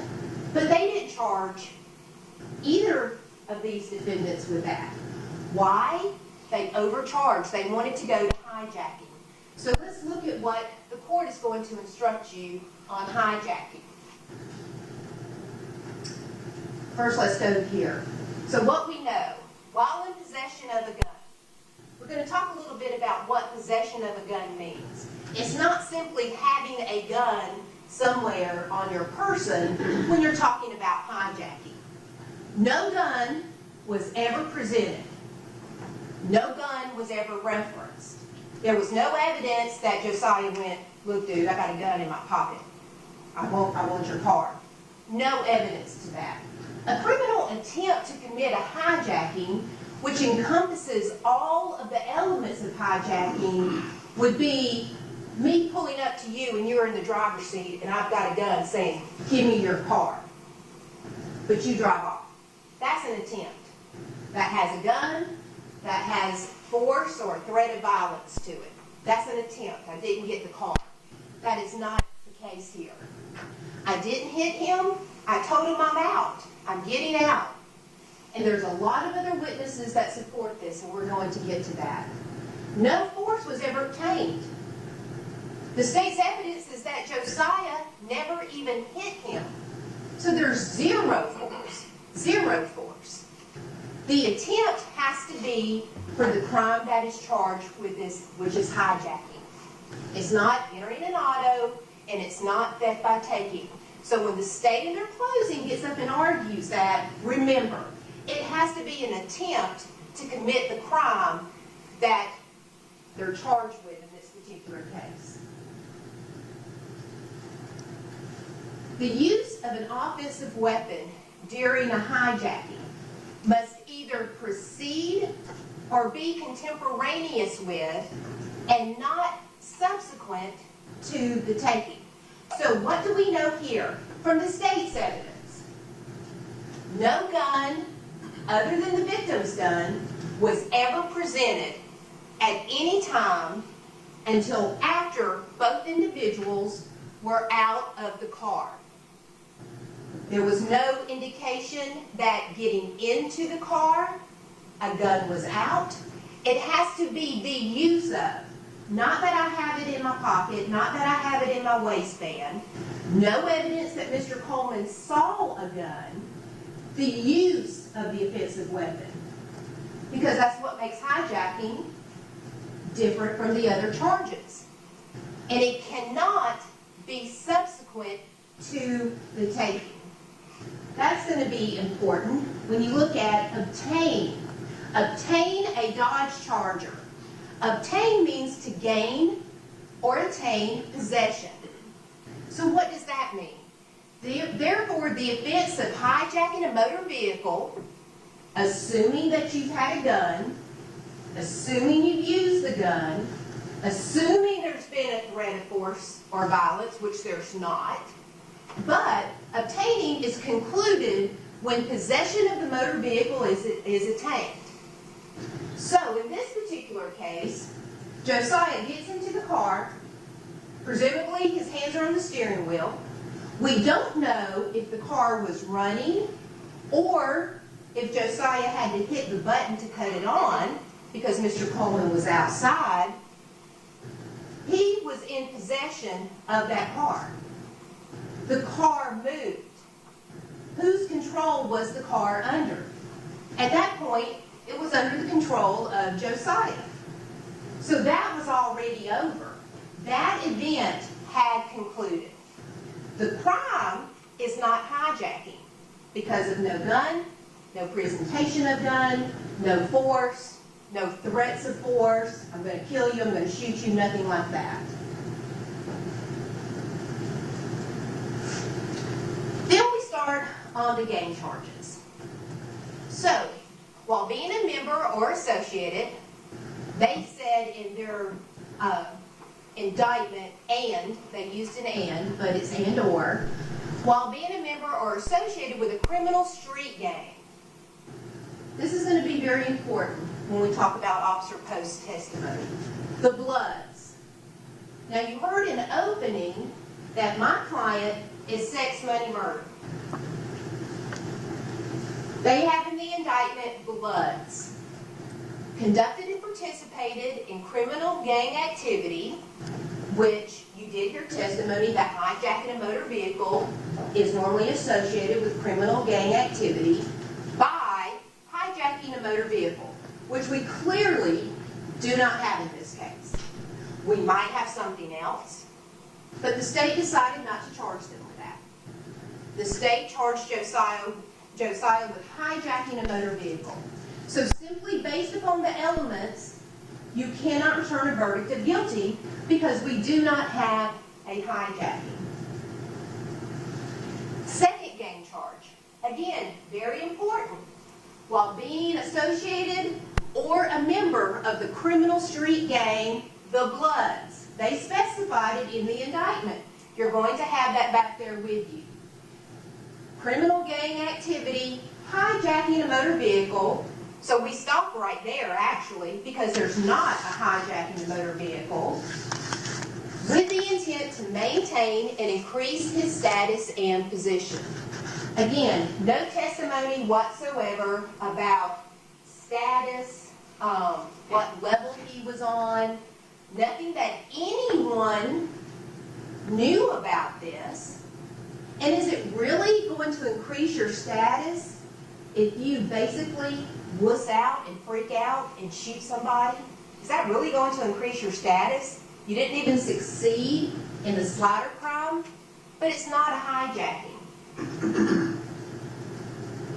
So let's talk about Detective Post and all this gang evidence. So there's no intent to show that there was any plan or anything like that going on in Josiah's mind that, oh, I'm going to go do this because this is going to make me a real badass. Nothing about that. So we know that clothes are associated with gang members. No evidence of clothes. Zero. Zero evidence of clothes taken from Josiah's house that they could even argue ties him to a gang. Now, the state's going to get up and say, well, he sent this big long thing on sex, money, murder. That was after the fact, and we don't know who this person was that he was texting with. We don't know who the phone calls were before that. We don't know if somebody asked for that. He might have been talking to a gang member, saying, hey, I need the whole pledge. Can you find that from me? And he finds it and sends it. We just don't know. That, in and of itself, does not make him a gang member. One tattoo, Detective Post said, it's supposed to be a $, but it kind of looks like a 5. And gang members oftentimes have a 5. If you look at the picture, where is that tattoo? It's here, on this bone. Maybe the tattoo artist wasn't great, but it's on a bone. It's a little bit more difficult to have nice curves and stuff when you're tattooing onto a bone. And the 12 tattoo on the middle finger. Again, Detective Post agreed. A lot of young black men are not fond of the police, especially in this day and age. A lot of people in general just don't like police. Does that make him a gang member? No. Just means you may not like the police. We don't know when either of those tattoos were gotten by Josiah. Was it when he was younger? Was it a month before? We don't know. Nothing at all about that. The other tattoos, even though they said, well, maybe it could be like the 424 could stand for death before dishonor, but it doesn't have to. The one about the loyalty, that's not really gang specific. So we just have the one that's on the bone, and we have the one where Josiah does not like the police. Here's a big one. No social media. None at all. So if he's trying to increase his status in the gang, he's doing a very terrible job of it because he has no Instagram. There's nothing on Facebook. There's nothing. Not a single picture that was introduced has Josiah doing anything with the gang. Even if you believe, and the evidence is questionable, as you've heard from my other two co-counsels, even if you believe, let's just say for the sake of argument, that they're in a gang, and let's just say they are the Bloods. How is someone that is not associated with the Bloods going to increase his status in the Bloods when he's part of sex, money, murder? They also introduced other crimes. When the judge reads you the charge in here, the commission of crimes, the attempt to commit crimes, or the convictions of crimes can be introduced into evidence. Nothing like that was introduced for Josiah. What do we have? We have one first offender. It's marked clearly first offender. It is not a conviction. And I know that everyone looked at this, and I believe it was Detective Harrison. It could have been Detective Post, y'all will recall. But one of those two witnesses said, yeah, I have heard about people just entering the plea to hopefully get out of jail sooner rather than later. The incident date on here and the plea date is several months separating them. He got credit from the incident date to present, which indicates that he was in custody. And let's look at what he entered a plea to. Fleeing and attempting to elude. I don't like the cops. I'm not going to stop for them. I messed up trying to steal this car. I'm trying to leave. That's his general MO. So, fleeing and attempting to elude, theft by receiving stolen property, and that he knew or should have known, and they have it marked as a misdemeanor on the indictment, possession of a firearm. This is the one where it wasn't on him, it was in the seat. Remember, one of the other officers said, if a car wrecks, I don't usually charge anybody because there's no telling where the gun started. Did it slide out? Was it under the seat in the front, slid to the back? Nothing about that. Misdemeanor obstruction and driving without a valid license. That is it. The other crimes that they introduced evidence of, they really didn't introduce evidence if you think about it. Many of the fleeing, because the only people they put up were the officers who said this car was in the area or was suspected in some car thefts. Okay. No evidence about the actual car thefts. No evidence that Josiah was even there. What, if anything, he did or did not do. We just know that that's why they were wanting to pull that car over to start with. And again, we don't have any conviction of that. Nothing. No hijackings, no aggravated assaults, nothing like that. Basically, we have a young kid who gets scared and tries to run. That's what they have for their other crimes. Detective Post also told you the blood started in LA, then in New York at Rikers Island, which is a very rough place to be. It became protection to be in a gang. And that's pretty much true. I believe this is the correct acronym, United Blood Nation. They started that. But the very last question I asked Detective Post before I sit down, isn't it true that sex, money, and murder is no longer under the UBN? That they are a separate and distinct gang in and of themselves? The answer was yes. He did try to say, oh, well, they're associated because they were. That was in the past. We're talking about the present.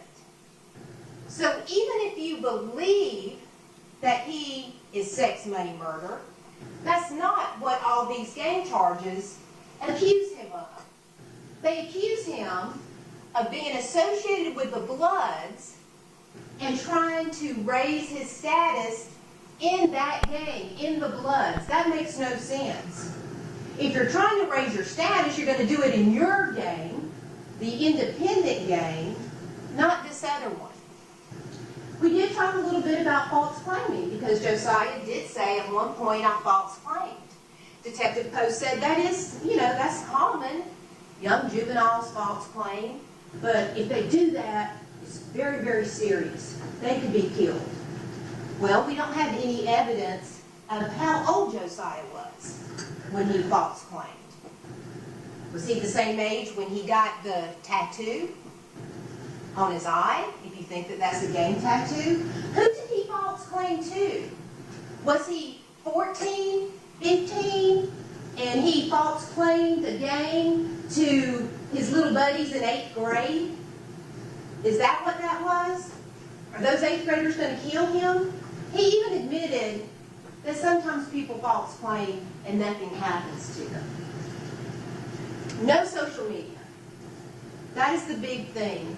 You'll notice that the state tried to introduce a lot of social media to show gang, but nothing at all on Josiah.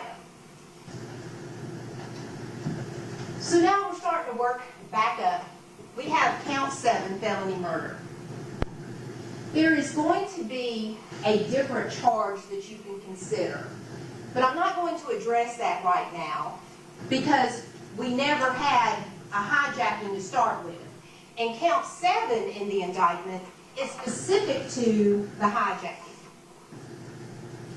Count 7 is that Josiah committed the offense of murder when he caused the death of Bradley Coleman, irrespective of malice, while in the commission of the felony of hijacking a motor vehicle by attempting to take a vehicle belonging to Bradley Coleman by force while in the possession of a firearm.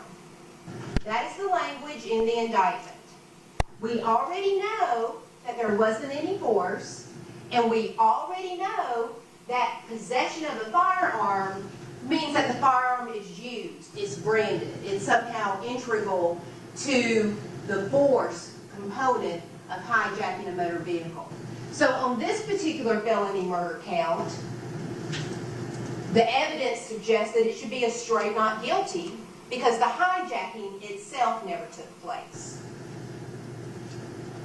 And again, loading you up here with the gang charges, like Mr. Lewis and Mr. Clegg said, we can't really concentrate on these 5 because we've got double of the gang charges. Because, let's face it, you hear gang, I don't care who you are. You think a certain way about somebody. That's just human nature. So let's just have 10 gang charges, and especially when the judge has to read 10 gang charges, the average person is like, oh my God, they're just a piece of crap. They're just a young thug. You can't let the number of charges and the overcharging convolute what the evidence is in this case. And again, these are specific to felony murder based upon hijacking, and they involve the Bloods.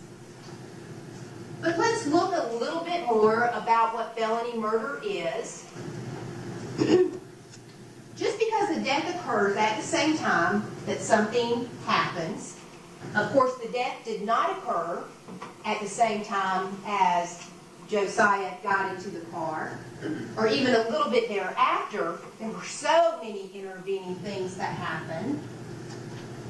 That's not necessarily in and of itself means that there is a felony murder.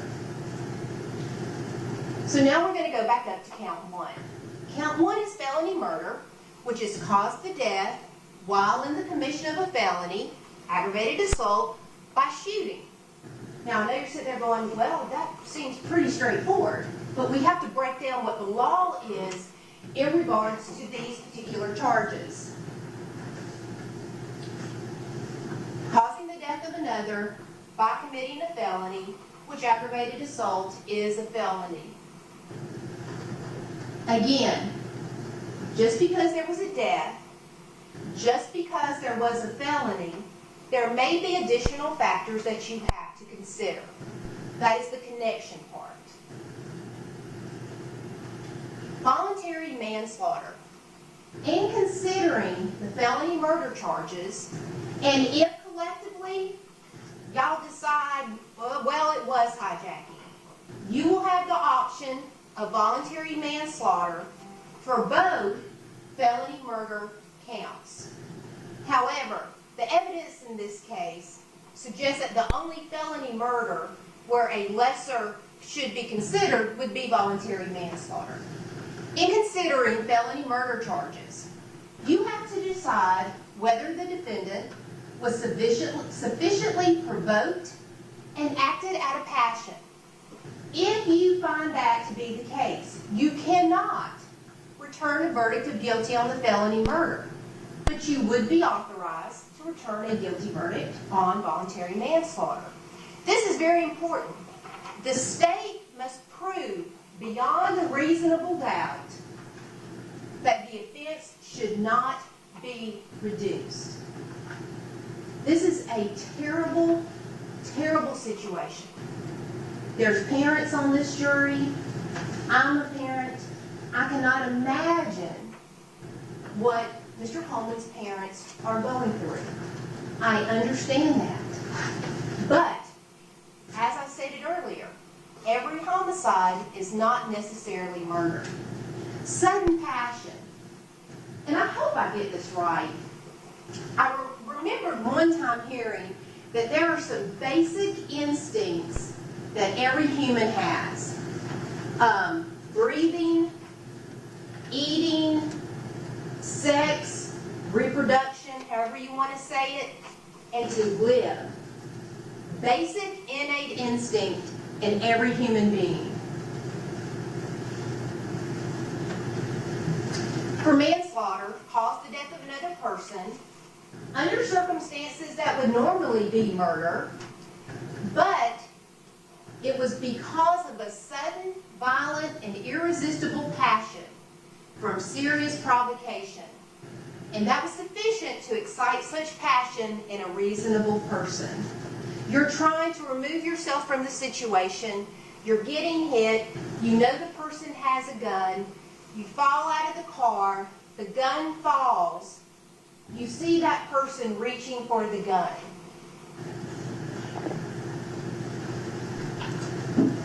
The defendant in this particular case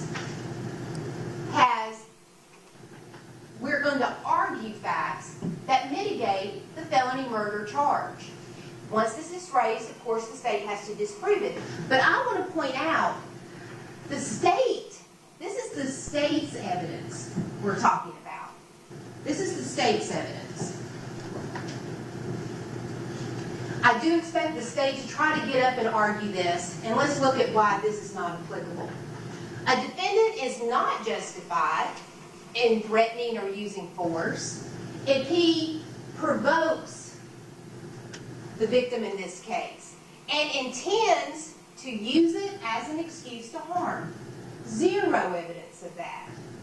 You heard Josiah's statement. It wasn't supposed to go like that. If I had wanted to shoot him, I would have shot him in the car, or I could have shot him in the car.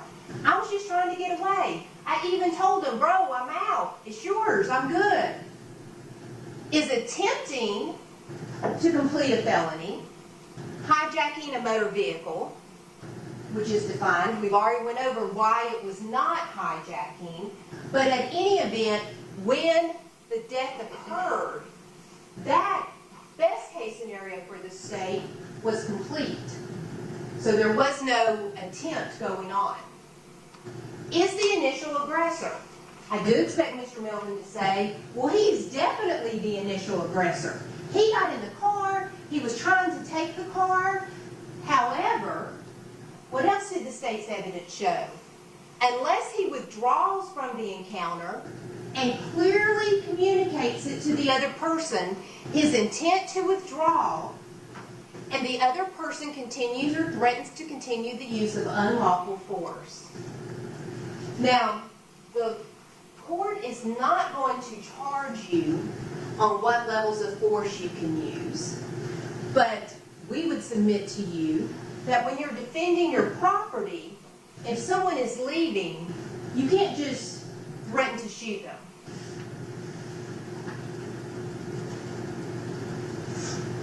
Provocation by words alone. So we did hear evidence that there was yelling going on outside of the vehicle. I can be calling you every name under the sun, calling you out of your name, whatever. Provocation alone is not enough. However, words coupled with menacing actions, even if they don't result in physical contact, may be enough to excite a sudden, violent, and irresistible passion in a reasonable person.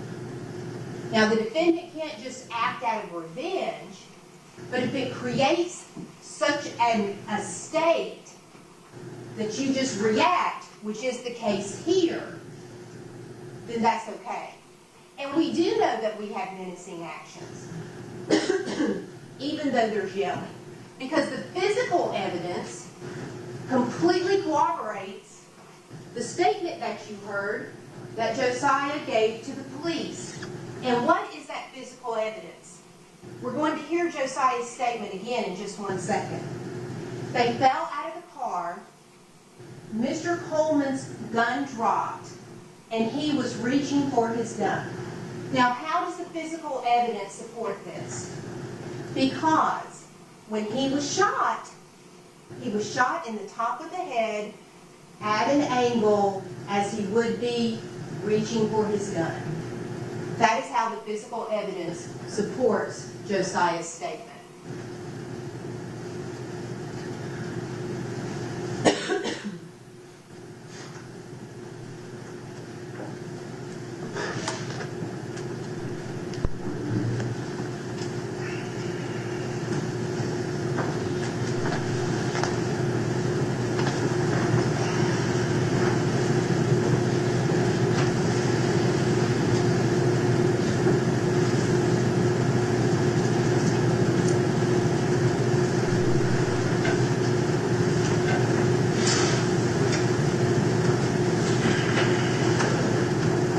Not sure why this is not playing, but here we go. Now it is. Let's try it again. As I told you before, I am not the tech guru, though I have been pretty proud of myself. And I did check this beforehand, so it should work.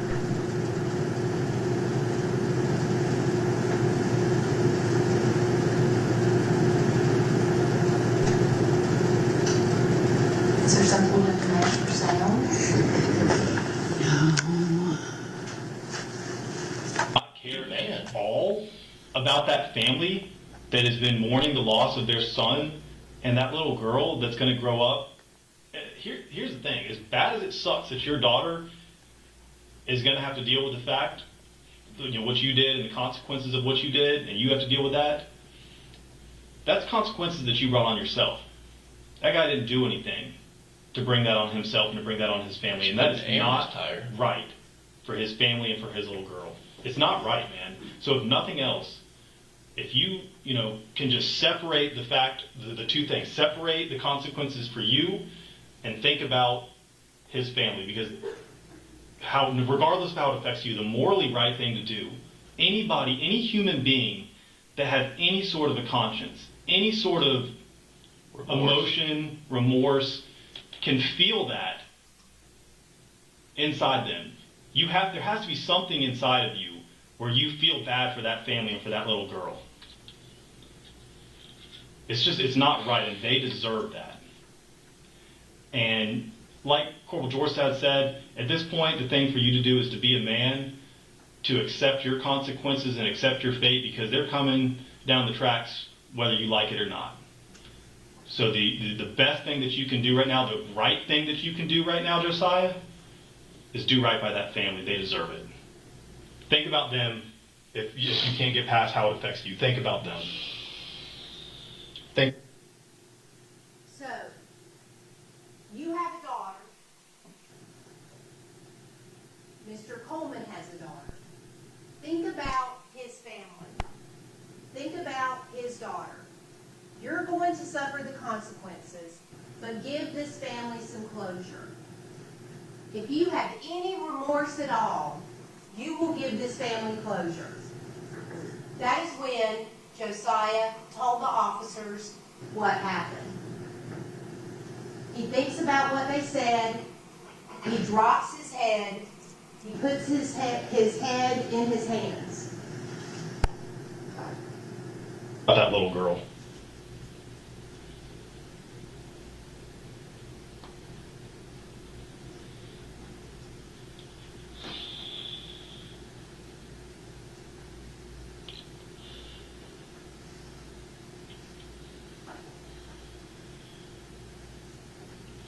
Alright, so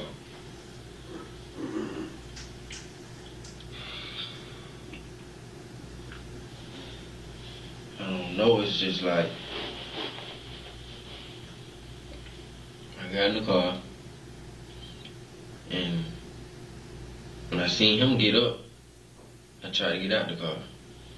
But by the time when I got in the car, I seen his gun on the passenger seat.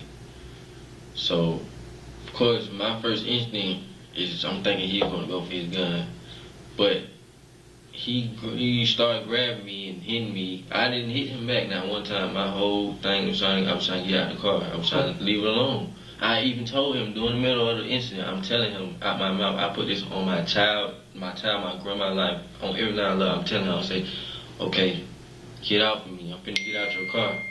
I'm like, get off of me. I'm finna get out your car. You got it. My bad. He's still just doing the most. It's just like, I don't know how he pushed me out the car. When he pushed me out the car, we fell. He tried to grab his gun, like I knew he was reaching for, like, when his gun was on the floor, I knew he was going for his gun.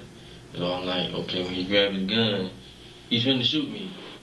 Even though I told him, like, I know he's finna shoot me. And then, it was how it happened. Like.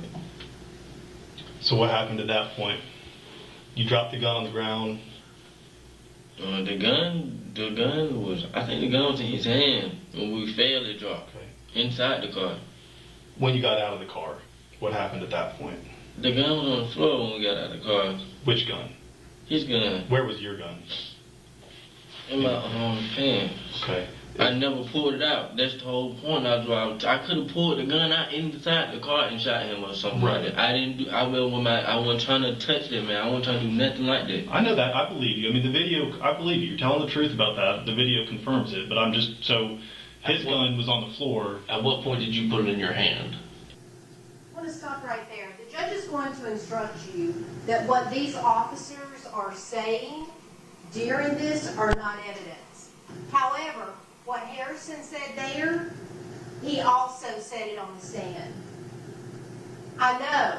I saw the struggle. There was an altercation in the car. He talked about that on the stand. Gun? Yeah.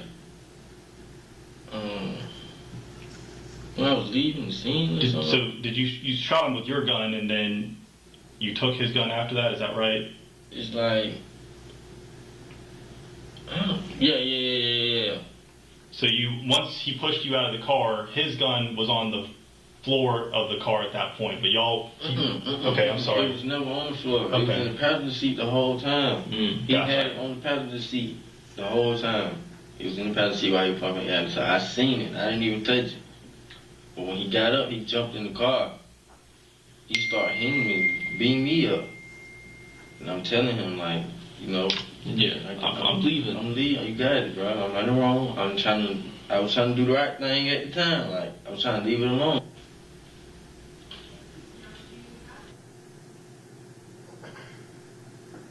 Let's talk a little bit about Josiah's statement and what the other state evidence was. There was a witness who hid, he pulled him out of the car. We know from the autopsy report that Mr. Coleman was 203 pounds. His mom said he was 6'9". I believe she said 6'5" to 6'9". We know that Josiah is 5'8" and 140. Sometimes when you recall an event, you're recalling the whole event. You're recalling the event knowing that one of the individuals has been shot. Does that maybe take on whether it was a push or a pull? Whenever someone has a hold of your arm and is trying to hold on to you and get you out of the car, and you're pulling like this to get your arm away, could that look like trying to pull that other person? Arguably, yes. But it's also Josiah trying to get away. Physically, this is not reasonable and it's not possible. Not only pulling someone that big with that much weight differential, he almost weighs 50% more than Josiah. He's basically having to drag him over a center console. That just does not make sense. Detective Harrison corroborated the statement. I've watched that video, what do you say, 1,000 times? 10,000 times? I don't know, 1,000 times? You can see an altercation. You can't see if anybody had a gun when they got out, but you can see that there is an altercation. The witness across the street corroborates that. There was yelling and screaming. We don't know who or what was said. There was screaming, and then someone pulled, a gun out. No gun visible before then. Excuse me, one moment.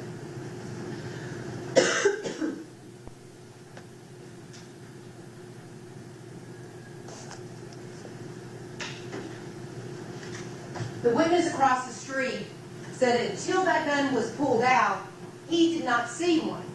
And why was he not able to see the one the victim had? Because it had fallen. When they finally got out of the car, it fell, and Mr. Coleman had reached down. Now, I do expect the state to make a big deal about, he posted a picture of his gun, and he sold it, and he lied to the police. You have to keep in mind, and no offense to my client, but at this time, back in 2022, he had just turned 20. Basically still a baby. And no offense to the men, but 19, 20, 21-year-old men, young men, they're still babies. They don't always make the greatest decisions. And he wanted to remove himself from the situation. I mean, he's freaking, I would be freaking. I go there just to do a quick little slider crime, and I end up shooting someone that I was trying to get away from. I certainly did not want to kill him. I want that removed. But I'm not going to bring another soul into this.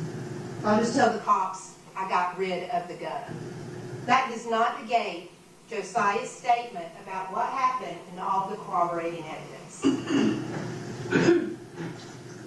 So, Detective Harrison, slider crime, non-confrontational, weapon is usually not involved because it's just a game of crime based upon stealth and convenience, a crime of opportunity. Detective Harrison, Coleman gets in the car after it moved. Both doors are open. There's an altercation in the car. Could not determine, you could tell I was working on this late, if either had a gun when exiting the vehicle. Josiah pulled his gun out of the holster. Now, why is that important? That goes to show you that Josiah never had a gun displayed or used it in the car.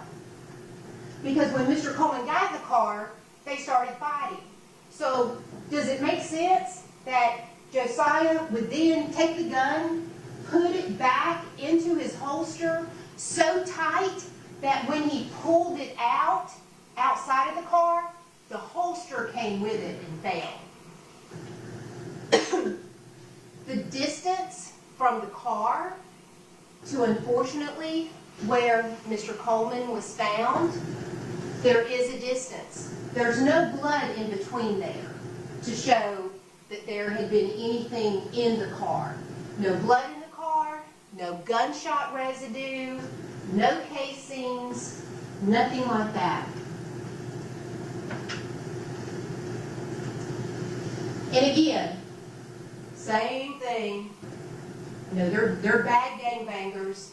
Even though he's not a blood, and even though it's not felony murder, we're going to add those on there. Aggravated assault. Make an assault with a deadly weapon by shooting. But in this particular case, you have to ask the why. You still have to have intent on something like this. Sudden passion is why he pulled the gun. The court is going to instruct you that for aggravated assault, the state must prove that the defendant assaulted another person with a deadly weapon. And of course, a gun's a deadly weapon. That would be defined for you as well, but we all know that it is. To prove assault, the state does not have to prove that the other person was actually injured. However, the state must prove that the defendant committed an act that placed the person in reasonable apprehension of fear or immediately receiving a violent injury. There was no indication that Mr. Coleman was scared. In fact, based upon the physical evidence and how fast everything transpired, he never even saw the gun because of where he was shot.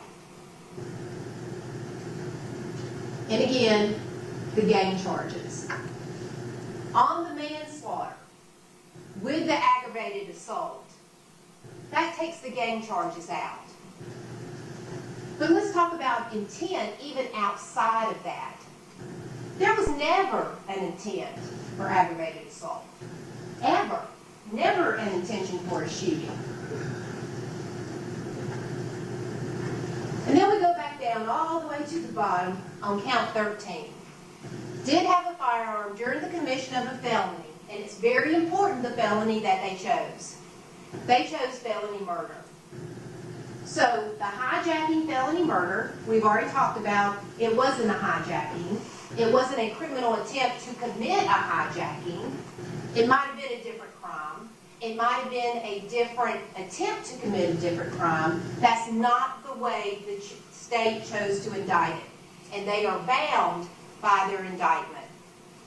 Felony murder and the aggravated assault felony murder is really manslaughter. And again, you've got the the charges that go along with that. So what do we have? We have a young man that was scared. He told them in the interview. He was remorseful. That's when he told them what happened. You've got to have some remorse. Give this family closure. You've got a daughter. Think about Coleman's daughter. His statement is consistent with the state's witnesses and cannot be disproven. It has to be beyond a reasonable doubt. If you're kind of like this, that is a doubt of the law, and you have to acquit. State did not accuse the right crime in this case. This is not a hijacking. Theft by taking motor vehicle, entering auto, probably could have been those, but they just overcharged it. Added the gang to create a prejudice, which we all do. I mean, I'm a criminal defense attorney, and I hear gang, and I'm like, oh, Lord, roll my eyes. That's just normal. And, as Mr. Clegg said, I believe it was, it's because the state knows that there's problems with this case, and hoping that you're going to convict Josiah because he's a terrible gang member. And they just suck as human beings. You know, the gang talking about the 65% of all crimes. All crimes. So that's child molestation, rape, shoplifting, blah, blah, blah, blah, blah. They've been in existence for over 20 years, this organization, and they spend all this money on research, but not any research about what can we do about it. The state mislabeled the gang, said it was Bloods. Sex, Money, and Murder, according to Detective Post, is its own independent gang. So what are we missing in this case? Intent for everything except for a slider crime, which we know is normally not done with violence, according to Harrison, and we know that there was no force or use of a gun. What about the witness? Remember the young lady, I believe her first name was Paige, who said that she ducked down behind the car because somebody behind her screamed, "They got a gun," or maybe the quote was, "He got a gun." One of those two. They got a gun. Where is that person? Did they talk to that person? We have tons of other witnesses. They talked to witnesses, and then there were, what, at least 3 or 4 that not only they talked to, they had them write statements. Why would you have somebody write a statement if they didn't have anything pertinent to say about what occurred?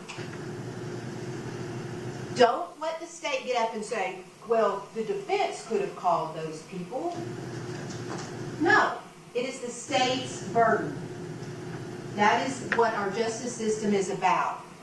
And the main witness, the guy with the unobstructed view in the BMW, he was literally up against that vehicle. Where is he? We know he gave a description of the tag. He may not have gotten all the tag numbers, but where is he? I would submit he's not here because, again, it's consistent with what Josiah said happened. The holster testing, the holster that was found inside of the vehicle. We have heard a little bit about touch DNA, fingerprints. We know that all of that was obtained from Josiah. But you know what? You know why there's no holster evidence? Did you hear one witness say, we sent it out to the lab, we couldn't get anything off of it? No. They didn't even try. In Josiah's past, no evidence of convictions of actually he himself stealing a car or using a weapon to steal a car. There's no evidence, contrary to what Josiah and the other witnesses said happened.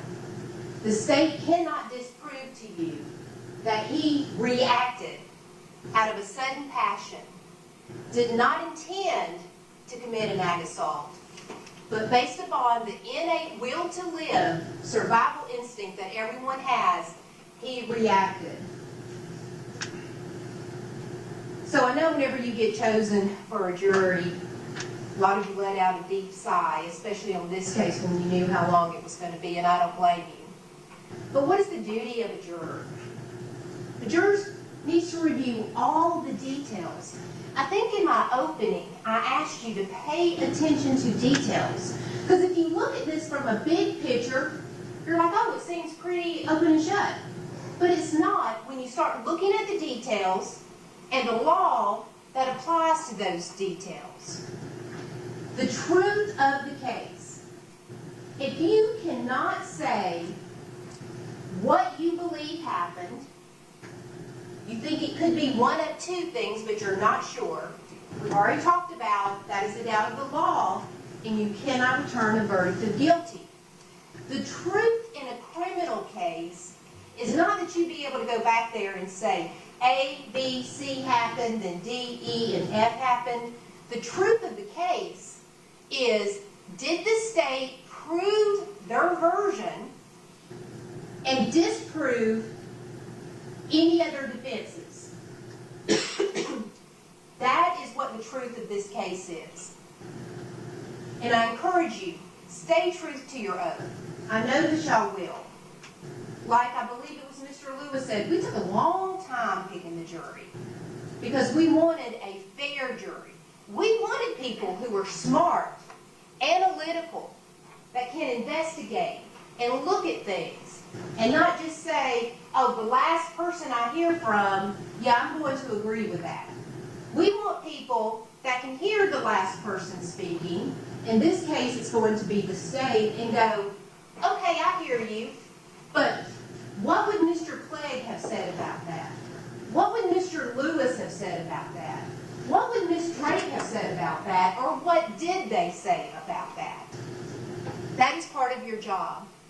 And most importantly, you know, we ask these questions like, anybody ever supervise people? And I know that may seem like a kind of a crazy question, but being a juror is not easy.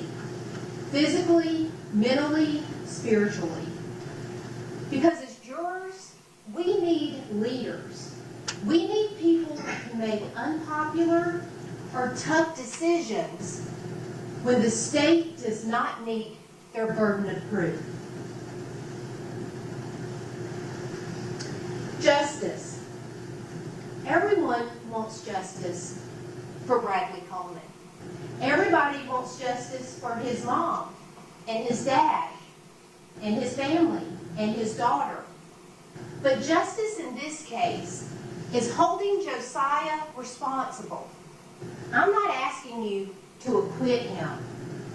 I am asking you to hold him responsible, but do that for what he actually did in this particular case, based on the evidence. Justice is holding the state to prove their case beyond a reasonable doubt. Sometimes justice is recognizing charges for what they are. Hijacking a motor vehicle, completely overcharged. All of the gang charges, completely just added in there. Justice is recognizing that questions are not evidence, but sometimes how they play out can be a little bit misleading. For example, State's Exhibit 113. In opening, Mr. Melvin told you that this was a picture of Mr. Booker and Josiah. Did you hear any evidence about that? No. This person was never identified. Does have the same kind of build and a little bit of the hair, but no one identified identified, I don't even know if they identified either of these people. I think it just came off of Mr. Booker's phone, but I don't know that either of them were identified. What's more important is look how little they are. When was this picture taken? Even if you assume this is of Josiah, was this back when maybe he was false claiming? I mean, Josiah looks kind of like a baby now, no offense, but really in this picture, a baby. Nothing to tie it up. Also, he asked Jeremiah, Miles' girlfriend, did you pick up Josiah and Miles when he returned the car? Yes.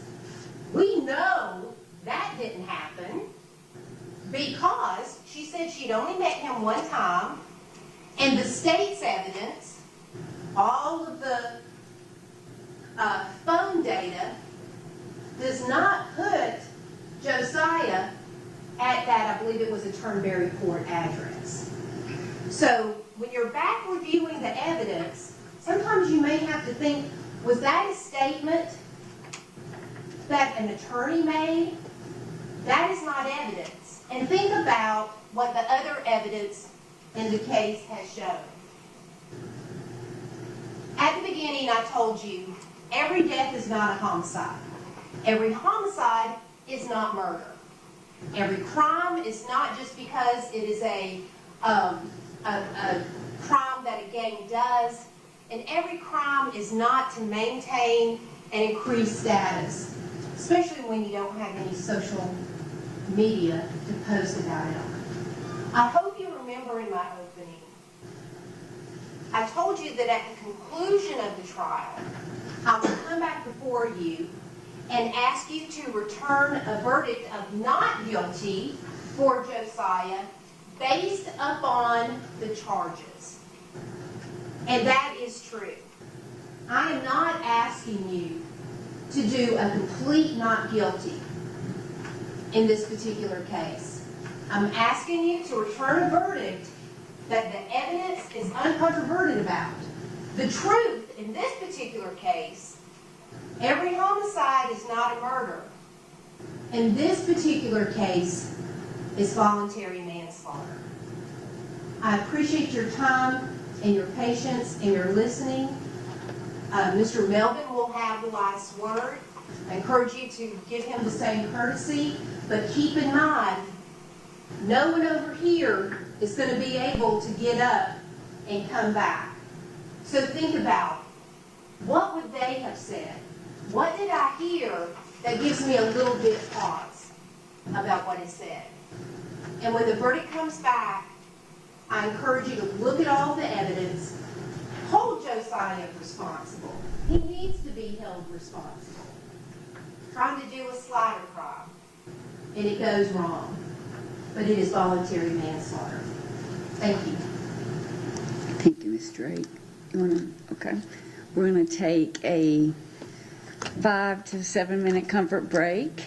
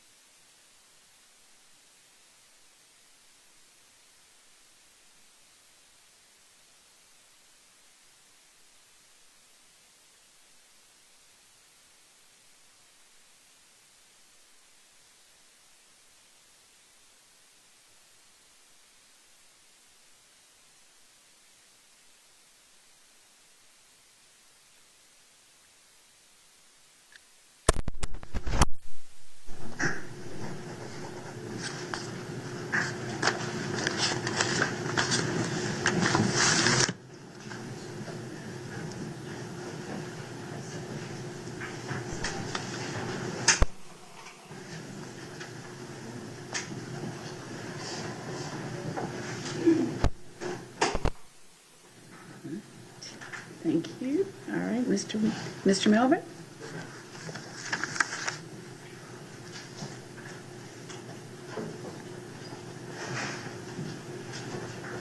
July 10th, 2022, Bradley Coleman lost his life. And the defendants came to steal. Here's the key thing. They were prepared to kill. Just to slow down. I'm sorry, this is not to slow down.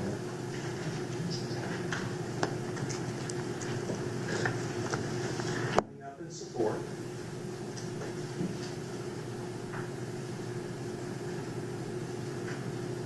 Coming out.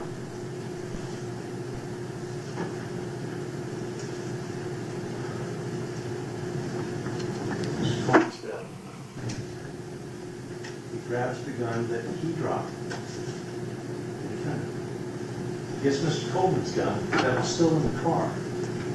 Then he runs back. We're going to see that again in slow motion. Just a little bit. But the key thing is, two of the people that you just saw had guns. Mr. Hewley's gun was locked, loaded, and ready to shoot. He brought it to the Quick Trip because he was prepared to kill.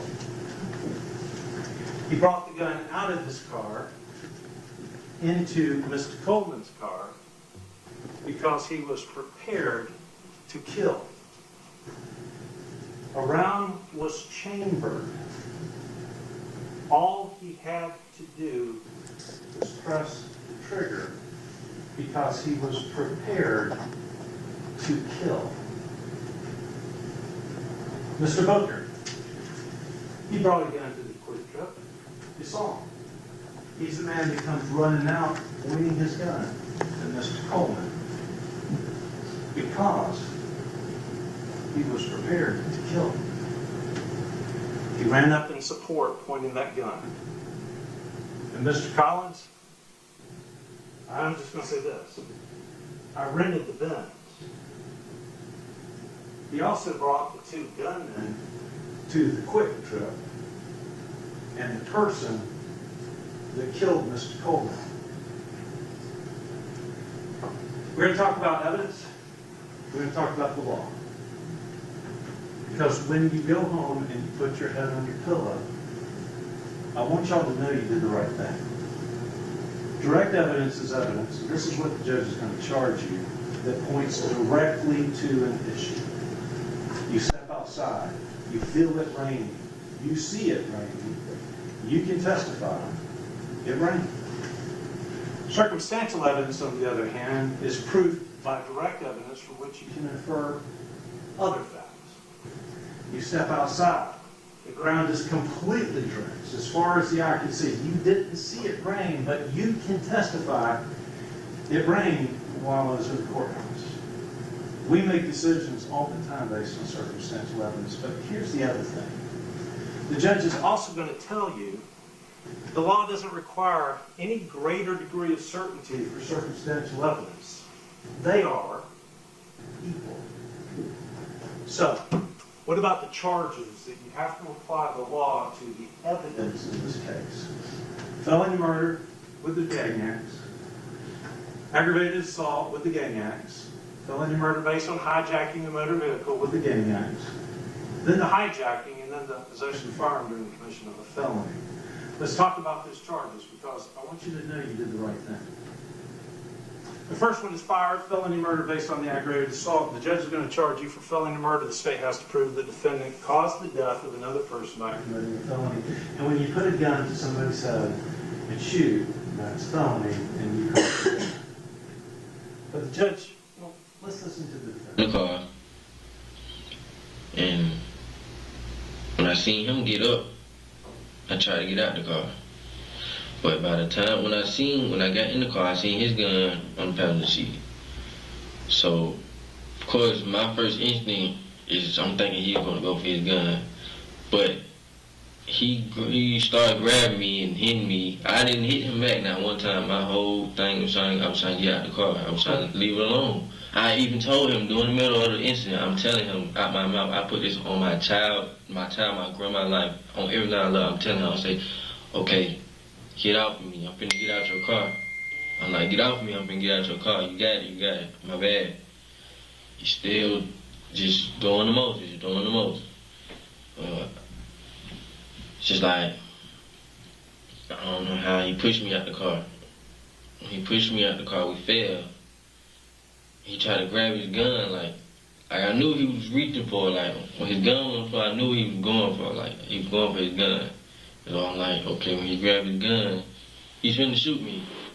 Even though I told him, like, I know he's finna shoot me. And then, that's how it happened, like. So what you're going to see in just a minute when we play the video back in slow-mo is that Mr. Coleman didn't go for anything. What you're going to see is that Mr. Coleman's gun was still in the car, and what you're seeing is he was shooting in the head. Remember, they came prepared for this. Lights. Mr. Booker has already run around. It's spilling out. Mr. Hewley comes out. He's got a gun in his hand. Watch. Because he falls, it comes down, he gets up, bam, Mr. Coleman's dead. Mr. Hewley dropped the gun. Mr. Hewley picks it up. He runs back to the car to get the other gun that was in the car. Mr. Coleman never had his gun.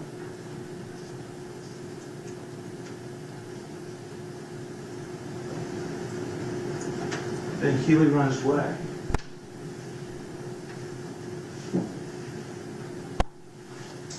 Defendant, to be accountable for felony murder, is not required to be the shooter.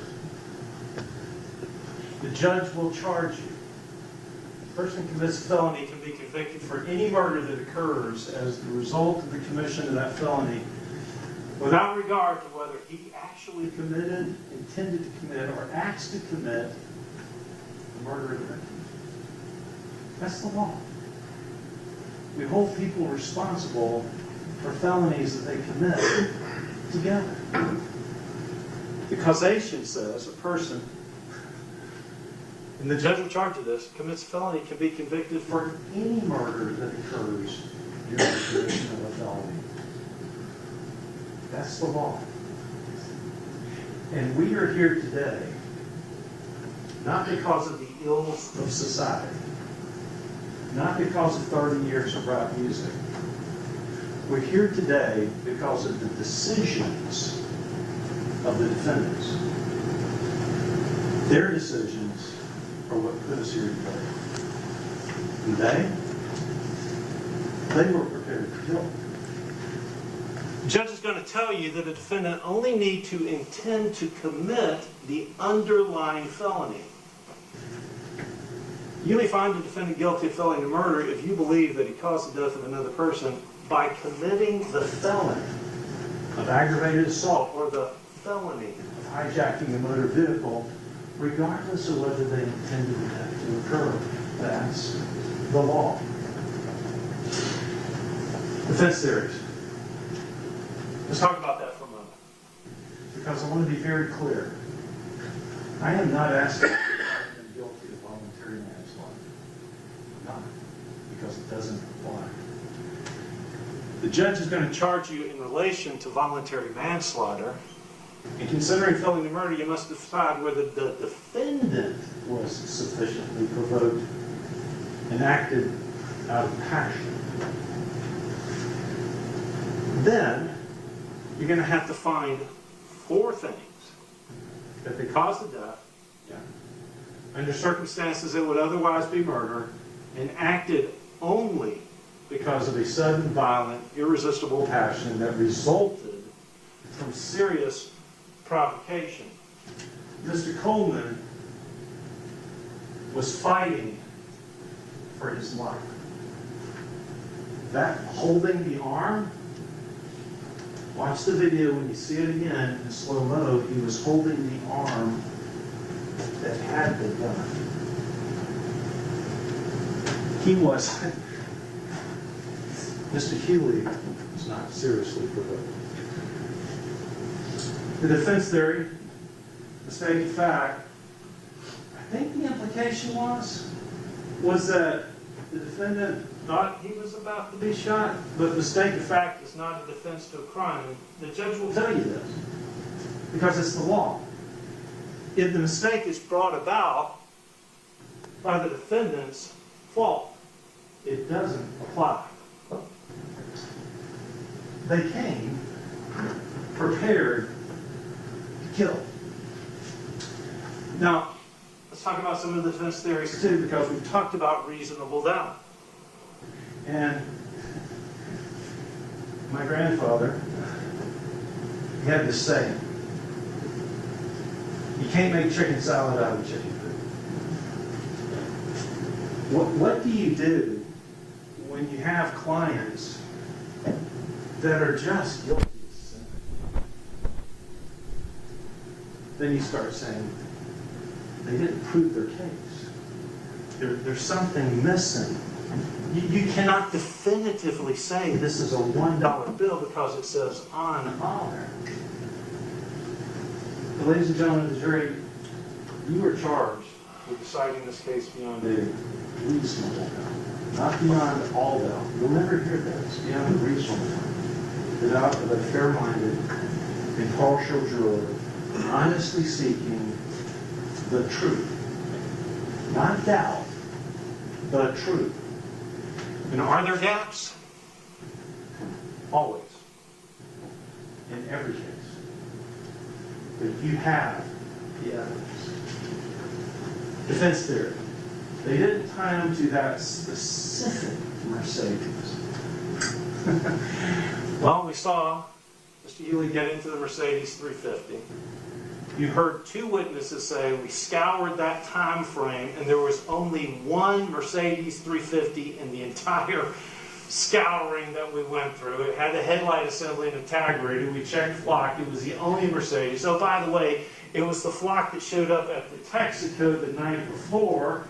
You have Mr. Collins' statement when Detective Harrison says, is this you? Yeah, that's me. That's the clothes I'm wearing. And it was at the Texaco, the same Texaco that hit on a flock camera with the same license plate. Ladies and gentlemen, you can't prove it is not a theory. It's a game. And we did prove it. With confession, DNA, with cell data. Oh, Mr. Melvin makes up the word digital DNA. I did say it's like digital DNA. Because the cell phones have unique IMEI numbers that tied to their phones that showed that they were together, that tracked their movements. We did prove it. So let's keep on with the charges because we've talked about felony murder and we'll talk about gang charges twice. Person commits the offense of aggravated assault when he assaults another person with a deadly weapon. Assault and aggravated assault. Let me take your law school real quick.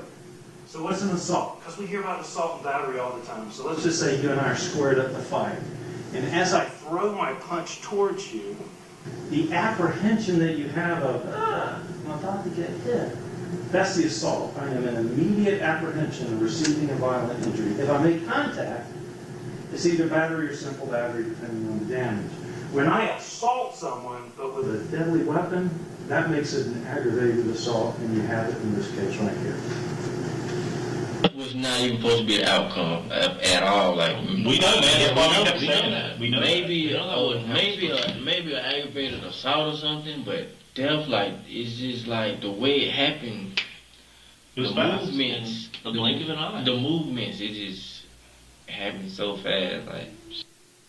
Even the defendant himself, aggravated assault. This is going to charge you a firearm. We use its ordinary manner is always a deadly weapon. Then we move to firearm based on hijacking a motor vehicle.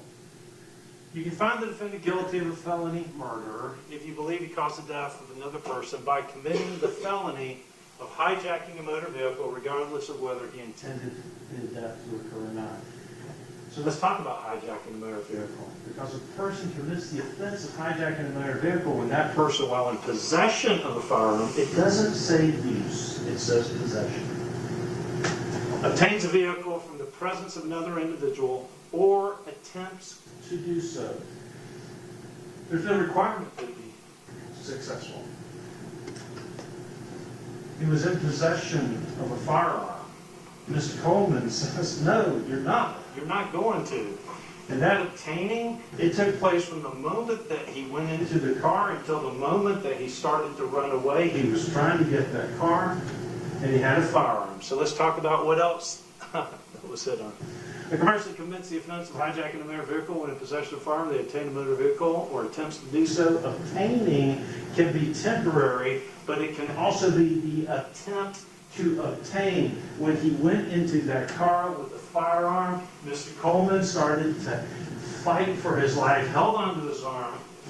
Ladies and gentlemen, we have hijacking a motor vehicle. So let's talk about possession of a firearm during the commission of felony. And it is what it says it is. If you use the firearm while you're committing a felony, whether it's ag assault or motor vehicle hijacking, you got possession of a firearm during the commission of a felony. And we saw what that firearm did. So the evidence. The slide I started out at the beginning. I'll show it to you again because I gave you what I promised I'd give you. Just like you do as a shooter, you know it because of DNA. You know it because of the confession. You know it because you've seen it. Mr. Booker provided support to a fellow gang member by helping to rent the car. You know it because you heard the testimony. You know it because you've got the documents. And he came running out with a gun in support because Mr. Booker was prepared to kill too. And Miles Collins provided support by renting the car, driving to the QT, and then helping him to escape. So let's talk about parties to a crime, because the judge is going to charge you that every person can be convicted as a party to a crime. That person directly committed it, or we're going under B, intentionally helped in the commission of a crime, whether it be hijacking a motor vehicle or aggravated assault. Then you become a party to a crime. Here it is. This does not happen if they weren't hunting together to steal a car. This does not happen if they weren't prepared to kill.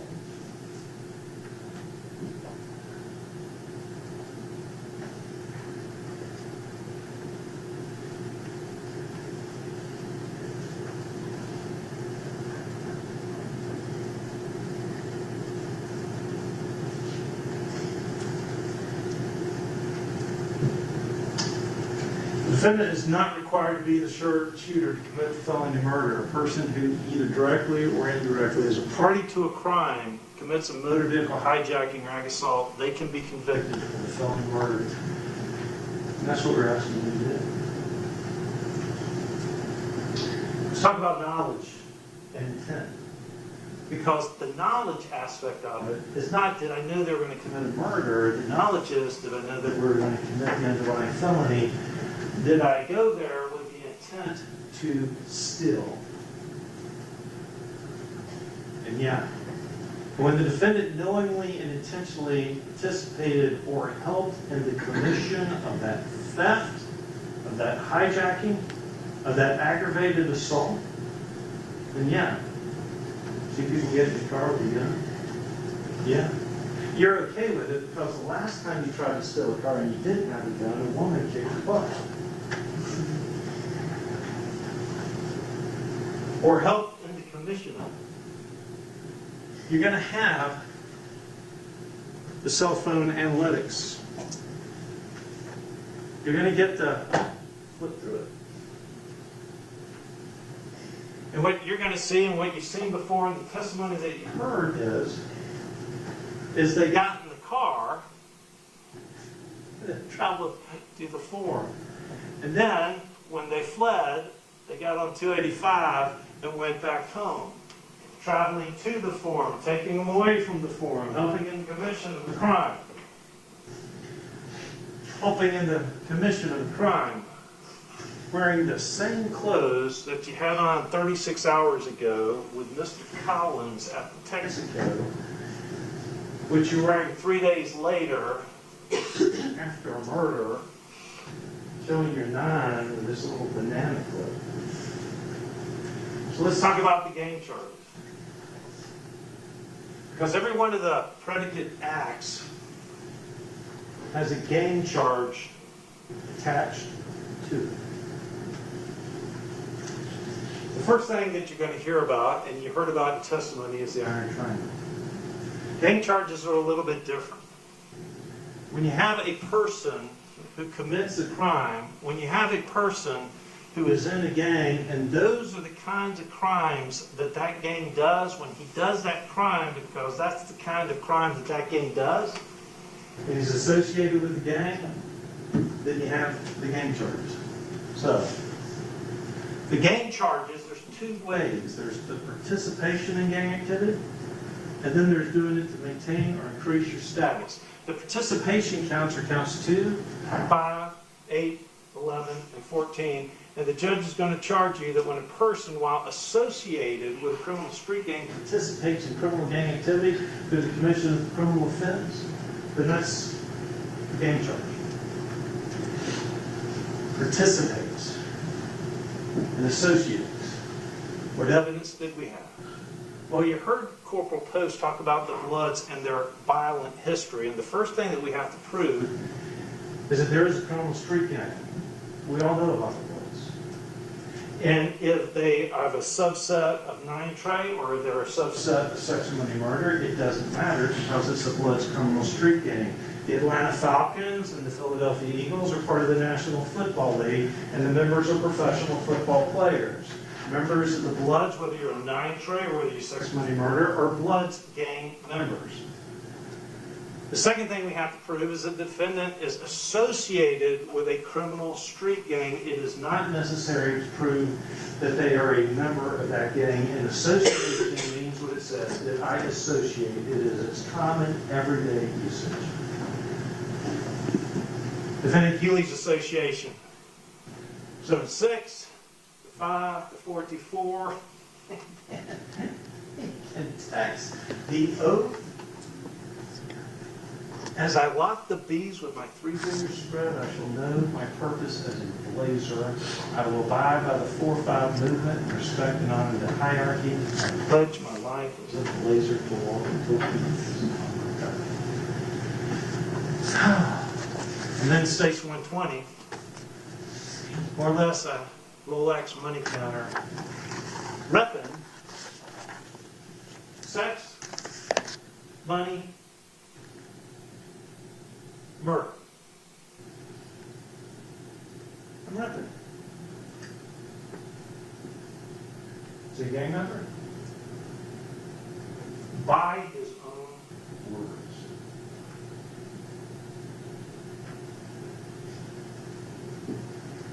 That picture that Ms. Drake held up had some other interesting things that you heard expert testimony about. Knowing that the 5's associated with the Bloods, knowing that 9 Trey is associated with Billy, knowing that the signs that we're throwing down are all 9 Trey signs, the Insanity Code section affiliated with the 9 Trey Bloods. Is he a gang member? By his own words. Take him at his word. Then we have the social media postings. You don't say with your baby daddy, no, not to try. Is he a gang member? Yo, it's Blaze and Gabby Peanut. Y'all ready for today? Oh, look at.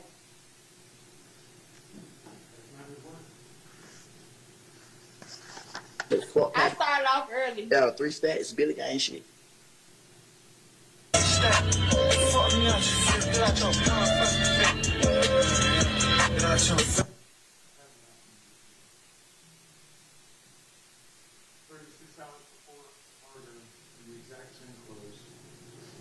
With Mr. Collins. Mr. Collins, who has the red tattoo.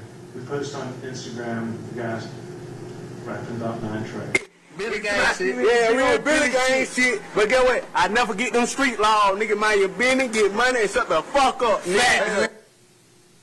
So, are they gang members? Take them at their word. Take them at their posting.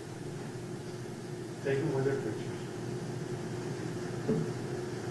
Here's the third thing I have to prove. The state has to prove that the defendant conducted or participated in the alleged predicate act. The offenses of aggravated assault, the hijacking of motor vehicle, the firearm charges, they're all predicate acts, gang offenses. You can find one of them every time they participated in it by driving to the QT gas station, by putting a gun, by running up in support, by helping them flee. If you can find them guilty of criminal street gang activity. Is this participating?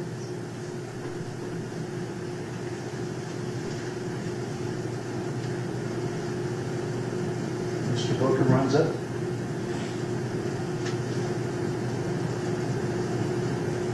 And you heard the expert testimony that if you don't support the gang member when they're in a fight, then you're going to get violent.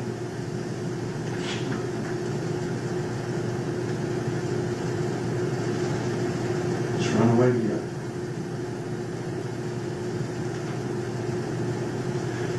Counts 2, 5, 8, 11, and 14. The last thing I have to prove in relation to those counts is that that was the sort of crime that the gang does, and you heard the expert testimony from Detective Post, the motor vehicle hijackings, felony murders, the aggravated assaults, the firearm offenses are the kinds of crimes gangs do. And you've also heard that each of the defendants have been involved in this before. The difference is, this time,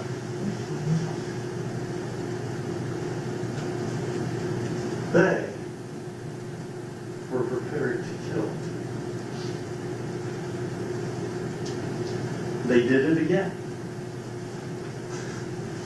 Mr. Coleman died.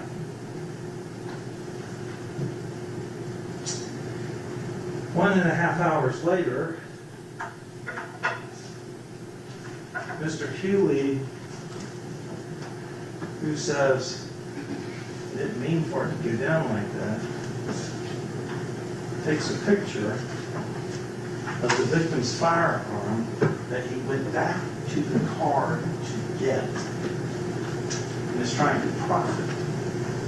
And the way you know it's the victim's firearm, even though you don't have the serial number, you don't have to have the serial number. Sometimes there's unique characteristics that make things special. And the thing that made it special was that little defect right there in the corner, and you see it right there. 90 minutes later.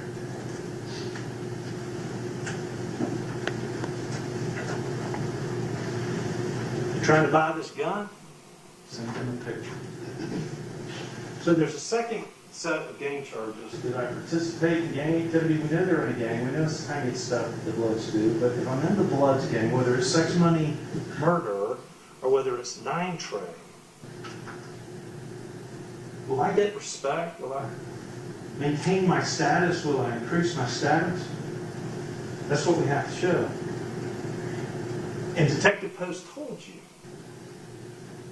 He's been doing this for 2 years at the very least. And he says, look, I've studied. I've gone to this and this and this and this. I'm certified in that and that and this. The defendants would be expected to put in work, and that felony murder, hijacking a motor vehicle, like assault would maintain and likely increase their status in the gang. Whether they're 9 tray or 6 money murder. But as a Blood, it definitely does. What other evidence do you have? Well, you have the evidence on the hunt from Mr. Booker's phone, where he goes up to the QT, and yeah, it ends an hour before, but they're active in their pursuit. And you also know that it didn't leave the area until immediately after the murder.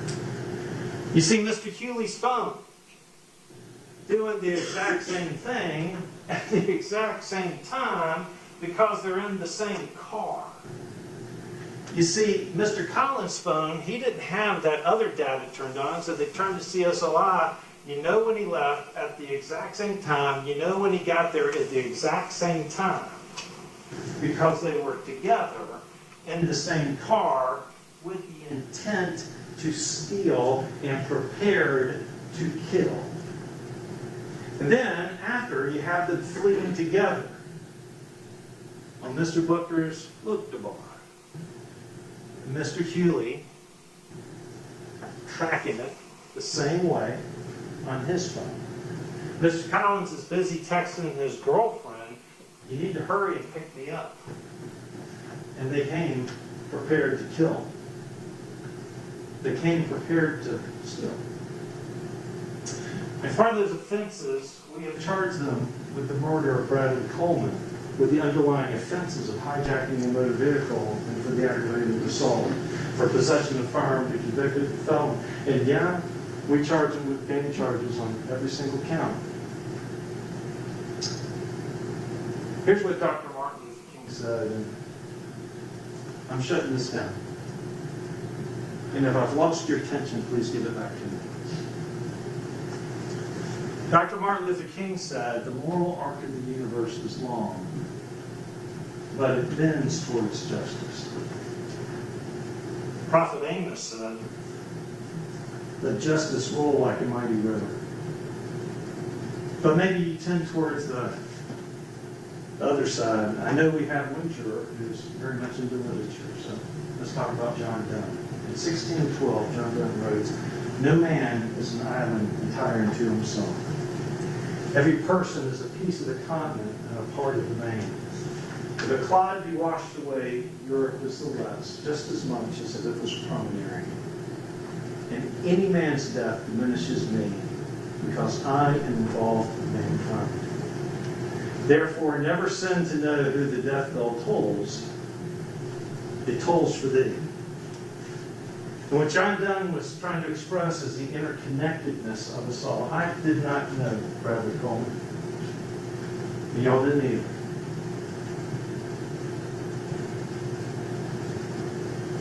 But I'm lesser because he was taken from us. And on July 10th, 2022, Ms. Coleman lost a son. Others lost a coach, a friend, a mentor. Amira lost her daddy. Because the defendants wanted to cover her. And they were prepared to kill her.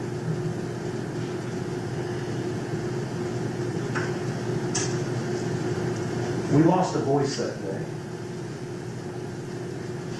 The voice of Mr. Coleman. Kind of gets back to what Martin Luther King says, that the arc of the universe is long, but it bends towards justice. Because there is a voice we all have. Genesis chapter 4, the first murder that occurred, Cain killed Abel, and the Lord came to him and said, "Your brother's blood cries out to you from the ground." We all have a voice. And the defendants took that voice away. We've held on to that voice for 2 years since July 10th. Ladies and gentlemen, now we give it to you. Please take that voice and speak the truth with it. You know what happened. Don't let a game of the defense. It's not even a real defense. A real defense is, I wasn't there. I didn't do it. I was defending myself.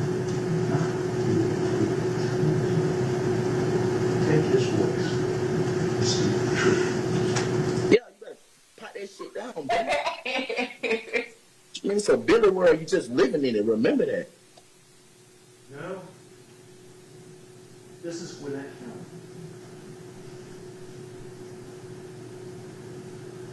There's two times when you really get to affect the society that you live in. One is in the voting booth, and the other is in that jury room. Speak the truth.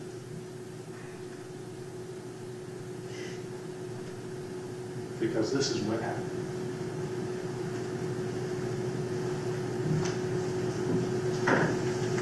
Getting out, he's got a gun in his hand. He falls down. It's there. Picks it up. Bam. Mr. Coleman falls dead. He drops it. Picks it up.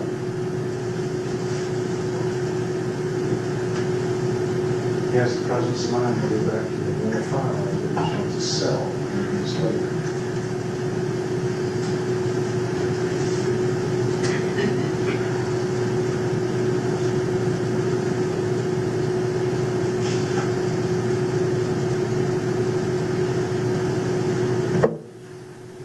They did it together. And they were prepared to kill him. On behalf of the Coleman family, Thank you, Mr. Melvin. We're going to take a 5-minute comfort break, and then we'll move to jury charges.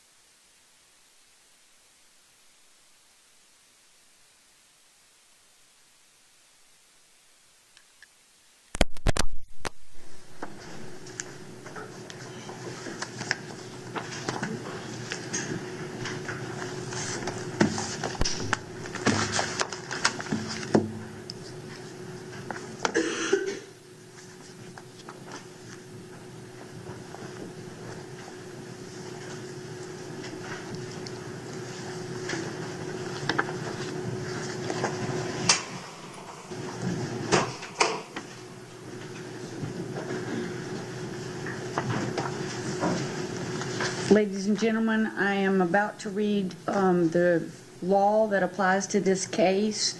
I just want to let you know that you will have copies of this back in the jury deliberation room when you go back. So you certainly can take notes, but you will have the written document that I'm reading. Ladies and gentlemen, you are considering the case of the state of Georgia versus David Booker, Miles Collins, and Josiah Hewley Jr. The grand jury has indicted the defendants with the offenses of felony murder, violation of Street Gang Terrorism and Prevention Act, aggravated assault, hijacking a motor vehicle, and possession of a firearm during the commission of a felony. The indictment reads, the Bill of Indictment 22B 04072-4, True Bill, October 12, 2022. Count 1.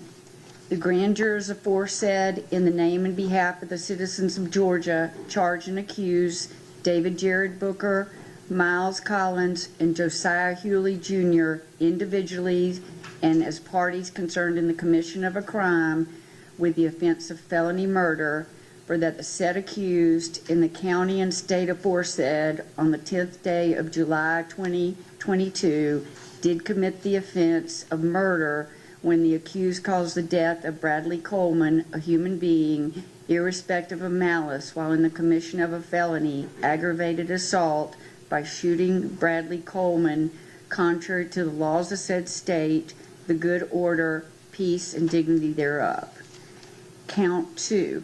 The grand jurors aforesaid, in the name and behalf of the citizens of Georgia, charge and accuse David Jared Booker, Miles Collins, and Josiah Hewley Jr. individually and as parties concerned in the commission of a crime with the offense of violation of Street Gang Terrorism and Prevention Act, for that the said accused in the county and state aforesaid on the 10th day of July 2022, being a member of and associated with the Bloods, a criminal street gang, did unlawfully conduct and participate in criminal gang activity through the commission of the offense of felony murder as described in count 1 of this bill of indictment, contrary to the laws of said state, the good order, peace, and dignity thereof. Count 3.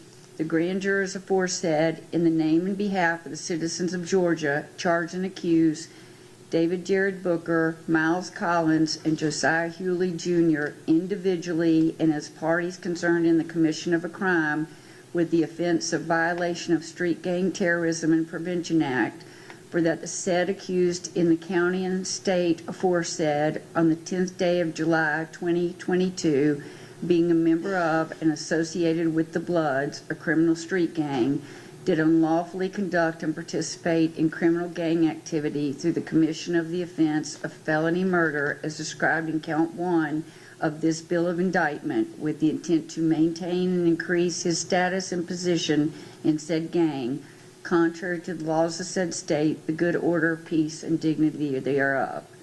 Count 4. The grand jurors aforesaid, in the name and behalf of the citizens of Georgia, charge and accuse David Jared Booker, Miles Collins, and Josiah Hewley Jr. individually and as parties concerned in the commission of a crime with the offense of aggravated assault, for that said accused in the county and state aforesaid on the 10th day of July 2022 did make an assault upon the person of Bradley Coleman with a deadly weapon, to wit, a handgun, by shooting Bradley Coleman contrary to the laws of said state, the good order, peace, and dignity thereof. Count 5. The grand jurors aforesaid, in the name and behalf of the citizens of Georgia, charge and accuse David Jared Booker, Miles Collins, and Josiah Hewley Jr. individually and as parties concerned in the commission of a crime with the offense of violation of Street Gang Terrorism and Prevention Act, for that the said accused in the county and state aforesaid on the 10th day of July 2022, being a member of and associated with the Bloods, a criminal street gang, did unlawfully conduct and participate in criminal gang activity through the commission of the offense of aggravated assault as described in count 4 of this bill of indictment, contrary to the laws of said state, the good order, peace, and dignity thereof. Count 6, the grand jurors aforesaid, in the name and behalf of the citizens of Georgia, charge and accuse David Jared Booker, Miles Collins, and Josiah Hewley Jr. individually and as parties concerned in the commission of a crime with the offense of violation of Street Gang Terrorism and Prevention Act, for that the said accused in the county and state aforesaid on the 10th day of July 2022, being a member of and associated with the Bloods, a criminal street gang, did unlawfully conduct and participate in criminal gang activity through the commission of the offense of aggravated assault as described in count 4 of this bill of indictment with the intent to maintain and increase his status and position in said gang, contrary to the laws of said state, the good order, peace, and dignity thereof. Count 7, the grand jurors aforesaid, in the name and behalf of the citizens of Georgia, charge and accuse David Jared Booker, Miles Collins, and Josiah Hewley Jr. individually and as parties concerned in the commission of a crime with the offense of felony murder, for that the said accused in the county and state aforesaid on the 10th day of July 2022 did commit the offense of murder when the accused caused the death of Bradley Coleman, a human being, irrespective of malice, while in the commission of the felony of hijacking a motor vehicle by attempting to take a vehicle belonging to Bradley Coleman by force while in possession of a firearm, contrary to the laws of said state, the good order, peace, and dignity thereof. Count 8, the grand jurors aforesaid, in the name and behalf of the citizens of Georgia, charge and accuse David Jared Booker, Miles Collins, and Josiah Hewley Jr.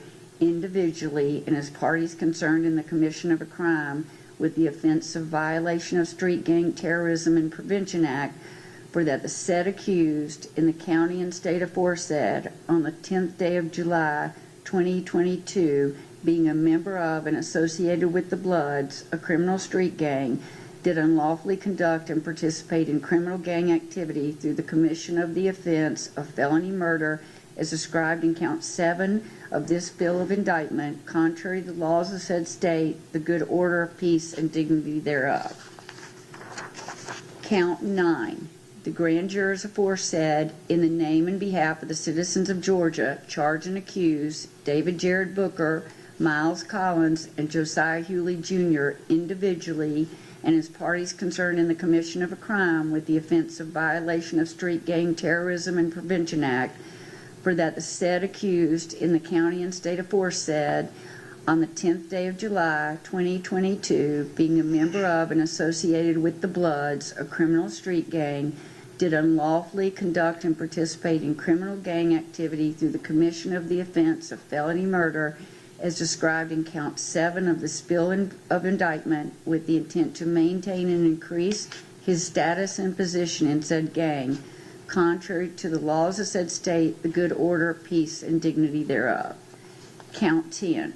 The grand jurors aforesaid, in the name and behalf of the citizens of Georgia, charge and accuse David Jared Booker, Miles Collins, and Josiah Hewley Jr.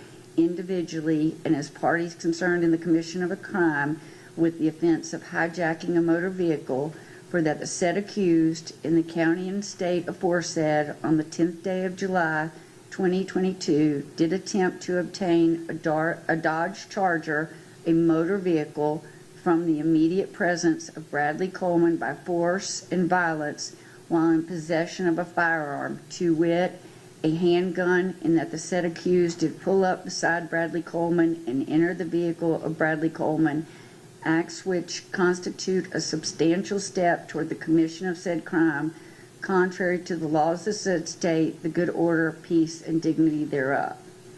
Count 11. The grand jurors aforesaid, in the name and behalf of the citizens of Georgia, charge and accuse David Jared Booker, Miles Collins, and Josiah Hewley Jr. individually and as parties concerned in the commission of a crime with the offense of violation of Street Gang Terrorism and Prevention Act, for that the said accused in the county and state aforesaid on the 10th day of July 2022, being a member of and associated with the Bloods, a criminal street gang, did unlawfully conduct and participate in criminal gang activity through the commission of the offense of hijacking a motor vehicle as described in count 10 of this bill of indictment, contrary to the laws of said state, the good order, peace, and dignity thereof. Count 12, the grand jurors aforesaid, in the name and behalf of the citizens of Georgia, charge and accuse David Jared Booker, Miles Collins, and Josiah Hewley Jr. individually and as parties concerned in the commission of a crime with the offense of violation of Street Gang Terrorism and Prevention Act, for that the said accused in the county and state aforesaid on the 10th day of July 2022, being a member of and associated with the Bloods, a criminal street gang, did unlawfully conduct and participate in criminal gang activity through the commission of the offense of hijacking a motor vehicle as described in count 10 of this bill of indictment with the intent to maintain and increase his status and position in said gang, contrary to the laws of said state, the good order, peace, and dignity thereof. Count 13. The grand jurors aforesaid, in the name and behalf of the citizens of Georgia, charge and accuse David Jared Booker, Miles Collins, and Josiah Hewley Jr. individually and as parties concerned in the commission of a crime with the offense of possession of a firearm during the commission of a felony, for that the said accused in the county and state aforesaid on the 10th day of July 2022 did unlawfully have on his person a pistol, a firearm, during the commission of the crime of felony murder, a felony, a crime involving the person of Bradley Coleman, contrary to the laws of said state, the good order, peace, and dignity thereof. Count 14. The grand jurors aforesaid, in the name and behalf of the citizens of Georgia, charge and accuse David Jared Booker, Miles Collins, and Josiah Hewley Jr. individually and as parties concerned in the commission of a crime with the offense of violation of Street Gang Terrorism and Prevention Act, for that the said accused in the county and state aforesaid on the 10th day of July 2022, being a member of and associated with the Bloods, a criminal street gang, did unlawfully conduct and participate in criminal gang activity through the commission of the offense of possession of a firearm during the commission of a felony as described in count 13 of this bill of indictment, contrary to the laws of said state, the good order, peace, and dignity thereof. Count 15. The grand jurors aforesaid, in the name and behalf of the citizens of Georgia, charge and accuse David Jared Booker, Miles Collins, and Josiah Hewley Jr. individually and as parties concerned in the commission of a crime with the offense of violation of Street Gang Terrorism and Prevention Act, for that the said accused in the county and state aforesaid on the 10th day of July 2022, being a member of and associated with the Bloods, a criminal street gang, did unlawfully conduct and participate in criminal gang activity through the commission of the offense of possession of a firearm during the commission of a felony as described in count 13 of this bill of indictment with the intent to maintain and increase his status and position in said gang, contrary to the laws of said state, the good order, peace, and dignity thereof. Issue and plea of not guilty. The defendants have each entered a plea of not guilty to this indictment. The indictment and the plea form the issue that you are to decide. Neither the indictment nor the plea of not guilty should be considered as evidence. Presumption of innocence, burden of proof, reasonable doubt. Each defendant is presumed to be innocent until proven guilty. Each defendant enters upon the trial of the case with the presumption of innocence in his favor. This presumption remains with the defendant until it is overcome by the state with evidence that is sufficient to convince you beyond a reasonable doubt that the defendant is guilty of the offenses charged. No person shall be convicted of any crime unless and until each element of the crime is proven beyond a reasonable doubt. The burden of proof rests upon the state to prove every material allegation of the indictment and every essential element of the crime charged beyond a reasonable doubt. There is no burden of proof upon the defendants whatsoever, and the burden never shifts to the defendants to introduce evidence or to prove innocence. When a defense is raised by the evidence, the burden is on the state to negate or disprove it beyond a reasonable doubt. However, the state is not required to prove the guilt of the accused beyond all doubt or to a mathematical certainty. A reasonable doubt means just what it says. A reasonable doubt is a doubt of a fair-minded, impartial juror honestly seeking the truth. A reasonable doubt is a doubt based upon common sense and reason. It does not mean a vague or arbitrary doubt, but is a doubt for which a reason can be given arising from a consideration of the evidence, a lack of evidence, or a conflict in the evidence. After giving consideration to all of the facts and circumstances of this case, if your minds are wavering, unsettled, or unsatisfied, then that is a doubt of the law and you must acquit the defendants. But if that doubt does not exist in your minds as to the guilt of the accused, then you would be authorized to convict the defendant. If the state fails to prove the defendant's guilt beyond a reasonable doubt, it would be your duty to acquit the defendant.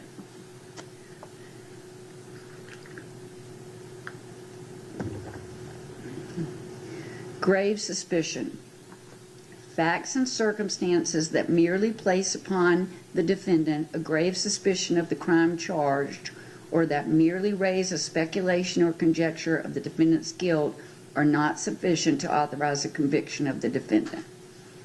Jury, judges of law and facts. Members of the jury, it is my duty and responsibility to determine the law that applies to this case and to instruct you on that law. You are bound by these instructions. It is your responsibility to determine the facts of the case from all of the evidence presented. Then you must apply the law I give you in the charge to the facts as you find them to be. Evidence generally. Your oath requires that you will decide this case based on the evidence. Evidence is the means by which any fact that is put in issue is established or disproved. Evidence includes all of the testimony of the witnesses and any exhibits admitted during the trial. Evidence does not include the indictment, the plea of not guilty, opening or closing remarks of the attorneys, or questions asked by the attorneys. Direct and circumstantial evidence. Direct evidence is that which may be seen or heard or otherwise directly sensed, such as by smell or taste or touch. It may be brought into the court in the form of exhibits or the testimony of direct witnesses to such matters. It is evidence that points immediately to the issue in question. When direct evidence by inference points to an obvious, likely, or reasonable conclusion, even though that conclusion was not directly seen, heard, smelled, tasted, or touched, that is said to be circumstantial or indirect evidence. Circumstantial evidence is the proof of facts or circumstances by direct evidence from which you may infer other related or connected facts that are reasonable and justified in light of your experience. It is evidence that only tends to establish a conclusion in question by its consistency with such conclusion or elimination of other conclusions. Sometimes circumstantial evidence may point to more than one conclusion. To authorize a conviction on circumstantial evidence, the proved facts must not only be consistent with the theory of guilt, but also exclude every other reasonable theory other than the guilt of the accused. The law does not require a higher or greater degree of certainty on the part of the jury to return a verdict based upon circumstantial evidence than upon direct evidence. Whether dependent upon direct evidence or circumstantial evidence or both, the true test is whether there is sufficient evidence or whether the evidence is sufficiently convincing to satisfy you beyond a reasonable doubt. If not, you must acquit. If so, you may convict. There is no rule that either circumstantial or direct evidence is stronger than the other if conflicting. The comparative weight of circumstantial evidence and direct evidence on any given issue is a question of fact for you, the jury, to decide.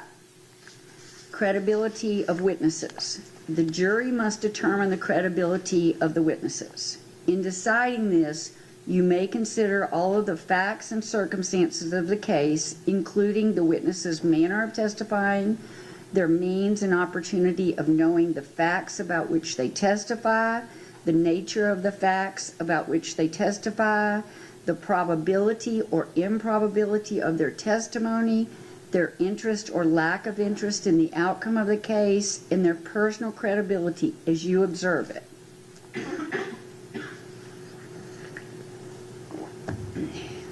Expert witnesses. Testimony has been given in this case by certain witnesses who are termed experts. Expert witnesses are those who, because of their training and experience, possess knowledge in a particular field that is not common knowledge or known to the average citizen. The law permits expert witnesses to give their opinions based upon that training and experience. You are not required to accept the testimony of any witnesses, expert or otherwise. Testimony of an expert, like that of all witnesses, is to be given only such weight and credit as you think it is properly entitled to receive. When scientific, technical, or other specialized knowledge might be helpful, a person who has special training or experience in that field is allowed to state an opinion about the matter. But that does not mean you must accept the witness's opinion. As with any other witness's testimony, you must decide for yourself whether to rely upon the opinion. Witnesses attacked. In determining the credibility of witnesses, in determining the credibility of witnesses and any testimony by them in court, you may consider, where applicable, evidence offered to cast doubt upon the credibility or believability of any such witness. Witnesses supported. In determining the credibility of any witness whose credibility has been attacked, as I have described above, and any testimony by him or her in court, you may consider, where applicable, evidence offered to support the credibility or believability of any such witness. Impeachment. To impeach a witness is to show that the witness is unworthy of belief. The credibility of a witness may be attacked by disproving the facts to which the witness testified. Prior statements. Your assessment of a trial witness's credibility may be affected by comparing or contrasting that testimony to statements or testimony of that same witness before the trial started. It is for you to decide whether there is a reasonable explanation for any inconsistencies in a witness's pretrial statements and testimony when compared to the same witness's trial testimony. As with all issues of witness credibility, you, the jury, must apply your common sense and reason to decide what testimony you believe or do not believe. Single witness corroboration. The testimony of a single witness, if believed, is sufficient to establish a fact. Generally, there is no legal requirement of corroboration of a witness, provided you find the evidence to be sufficient. Statement by one defendant at joint trial. Any out-of-court statement made by one of the defendants on trial in this case after the alleged criminal act has ended may be considered only against the person who made the statement, and only if you find that such statement was freely and voluntarily made. If you find that an out-of-court statement was made to the police freely and voluntarily by the defendant on trial in this case, then you are to consider the statement only as against the particular defendant who made it. Video evidence. You have seen videos during this trial. I have directed that parts of some of the videos to be removed for presentation as not to unnecessarily extend the duration of this trial. Removed portions may include periods of dead time, matters bearing no relation to the case before you, or for specific legal reasons that are not proper for your consideration. You are not to draw any inferences for or against either party based on the removal of portions of this video by this court. Additionally, you have seen videos by 2 of the defendants being interviewed by law enforcement officers. I caution you that the declarations or statements of the officers are not evidence, and you should not consider such statement as evidence unless such statements are proven to you by other competent evidence. Defendant's choice not to testify. The defendant in a criminal case may take the stand and testify and be examined and cross-examined as any other witness. You should evaluate such testimony as you would that of any other witness. However, the defendant does not have to present any evidence nor testify. If the defendant chooses not to testify, you may not consider that in any way in making your decision. Statement of defendant. A statement that the defendant allegedly made while in custody has been offered for your consideration. Before you may consider this as evidence for any purpose, you must determine whether the defendant's statement was voluntary, and if the statement was given in custody, whether the defendant was properly advised of his constitutional rights. Voluntariness defined. To be voluntary, a statement must be freely and willingly given and without coercion, duress, threats, use of violence, fear of injury, or any suggestions or promises of leniency or reward. A statement induced by the slightest hope of benefit or the remotest fear of injury is not voluntary. To be voluntary, a statement must be the product of a free will and not under compulsion or any necessity imposed by others. Burden of proof as to voluntariness. The burden of proof is upon the state to establish that the statement was voluntary, that is, freely and willingly made. If you do not find that the statement was voluntary, you may not consider it for any purpose. Constitutional rights. If you find that the statement was made while in custody and as a result of police questioning, you must also determine whether the defendant was advised of his constitutional rights and whether the defendant clearly understood and knowingly gave up such rights. The constitutional rights that law enforcement officers must explain and that the defendant must understand and voluntarily give up before any custodial statement is taken by law enforcement are as follows. Number 1, the defendant had a right to remain silent. Number 2, if the defendant chose not to remain silent, anything he said could be used as evidence against the defendant in court. Number 3, the defendant had a right to consult a lawyer before any questioning and to have the lawyer present with him at all times during any questions. And number 4, if the defendant did not have money for a lawyer would have been provided for him to represent him before any questioning and to be present with him during any questioning. Burden of proof as to rights. The burden of proof is upon the state to establish that the warnings of all rights mentioned were given, that they were understood and knowingly given up by the defendant. Conditions precedent to consideration of statement. If you find, as mentioned above, that the defendant's statement was voluntary and that all of the warnings as to the defendant's constitutional rights were given, that the defendant did understand the meaning of what was said and knowingly gave up such rights, then you may consider it as evidence. If so, then you must apply the general rules for testing the believability of witnesses and decide what weight, if any, you will give to all or any part of such evidence. If you fail to find the defendant was properly informed of these rights and that he understood and gave up those rights, you must disregard the statement entirely and give it no consideration in reaching your verdict except for the purposes of attacking the credibility of the witness. Corroboration defendant's statement. You should consider with great care and caution the evidence of any out-of-court statement allegedly made by the defendant offered by the state.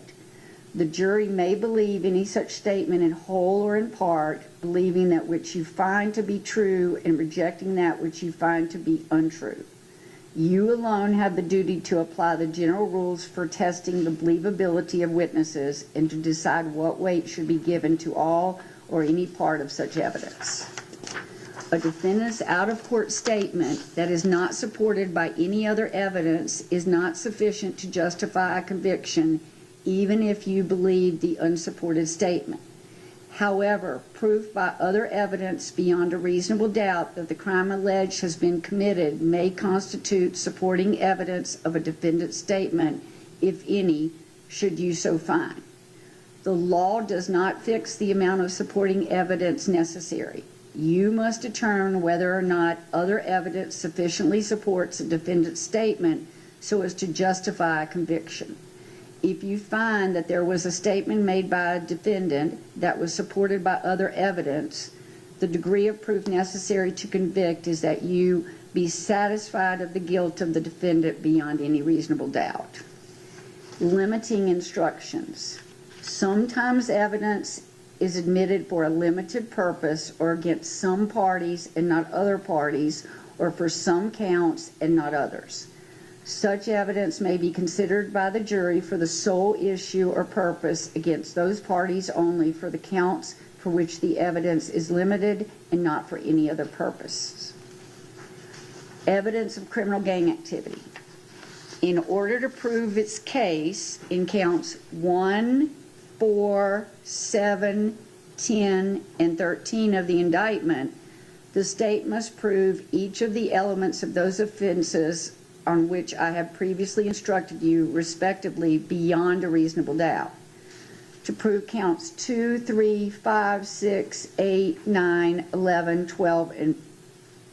Excuse me, let me start again. To prove counts 2, 3, 5, 6, 8, 9, 11, 12, 14, and 15 of the indictment in this case, the state has offered evidence of other offenses of criminal gang activity alleged committed by the accused. You are permitted to consider that evidence for its bearing on any matter to which it is relevant.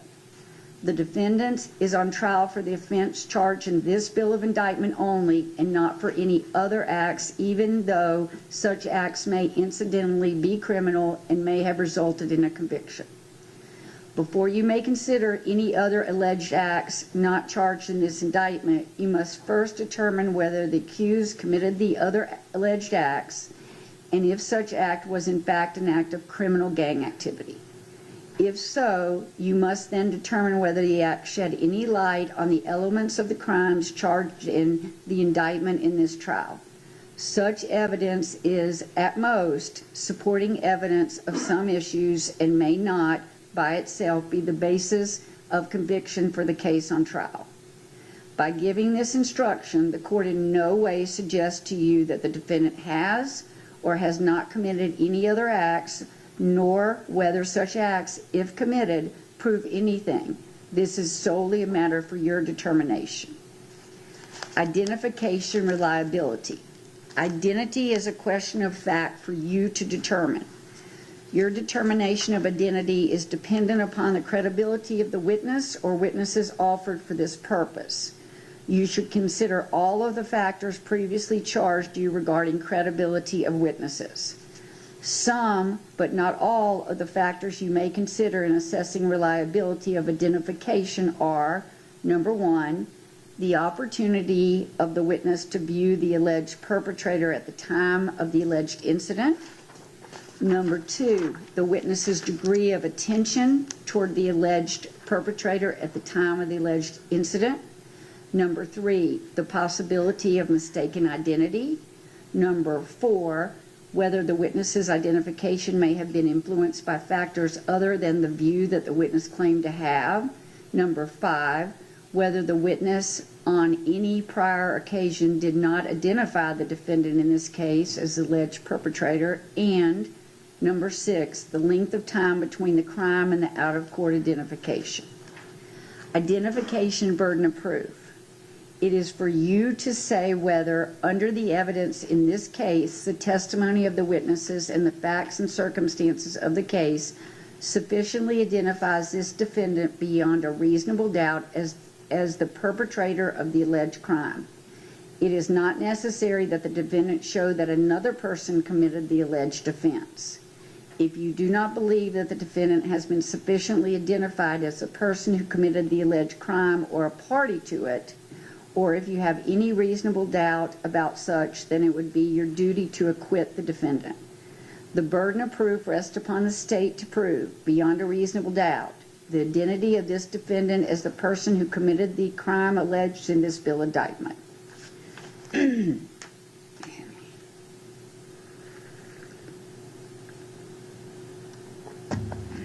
Definition of a crime. The defendants are charged with crimes against the laws of the state. A crime is a violation of a statute of this state in which there is a joint operation of an act and an intention. Intent. Intent is an essential element of any crime and must be proved by the state beyond a reasonable doubt.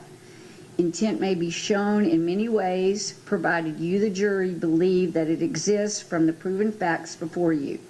It may be inferred from the proven circumstances or by acts and conduct, or it may be, in your discretion, inferred when it is the natural and necessary consequences of the act. Whether or not you draw such an inference is a matter solely within your discretion. Criminal intent does not mean an intention to violate the law or to violate a penal statute, but means simply the intention to commit the act that is prohibited by statute. No presumption of criminal intent.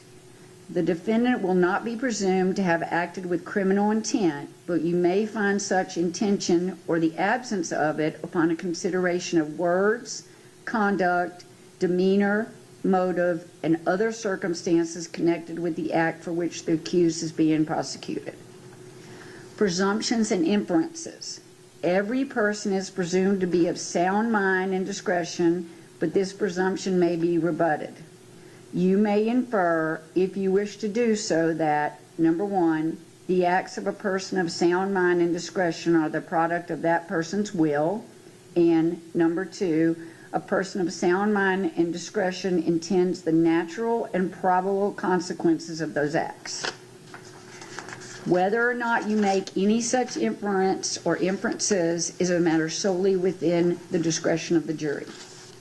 Mere presence. A jury is not authorized to find a person who was merely present at the scene of the commission of a crime at the time of its perpetration guilty of consent in and concurrence in the commission of the crime, unless the evidence shows beyond a reasonable doubt that such person committed the alleged crime, helped in the actual perpetration of the crime, or participated in the criminal endeavor.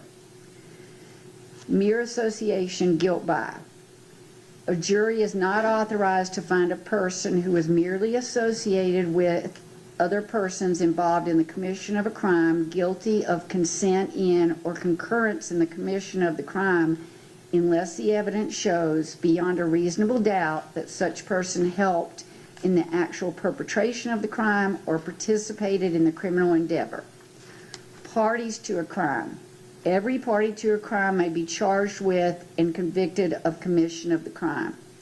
A person is a party to a crime only if that person A, directly commits the crime, or B, intentionally helps in the commission of the crime.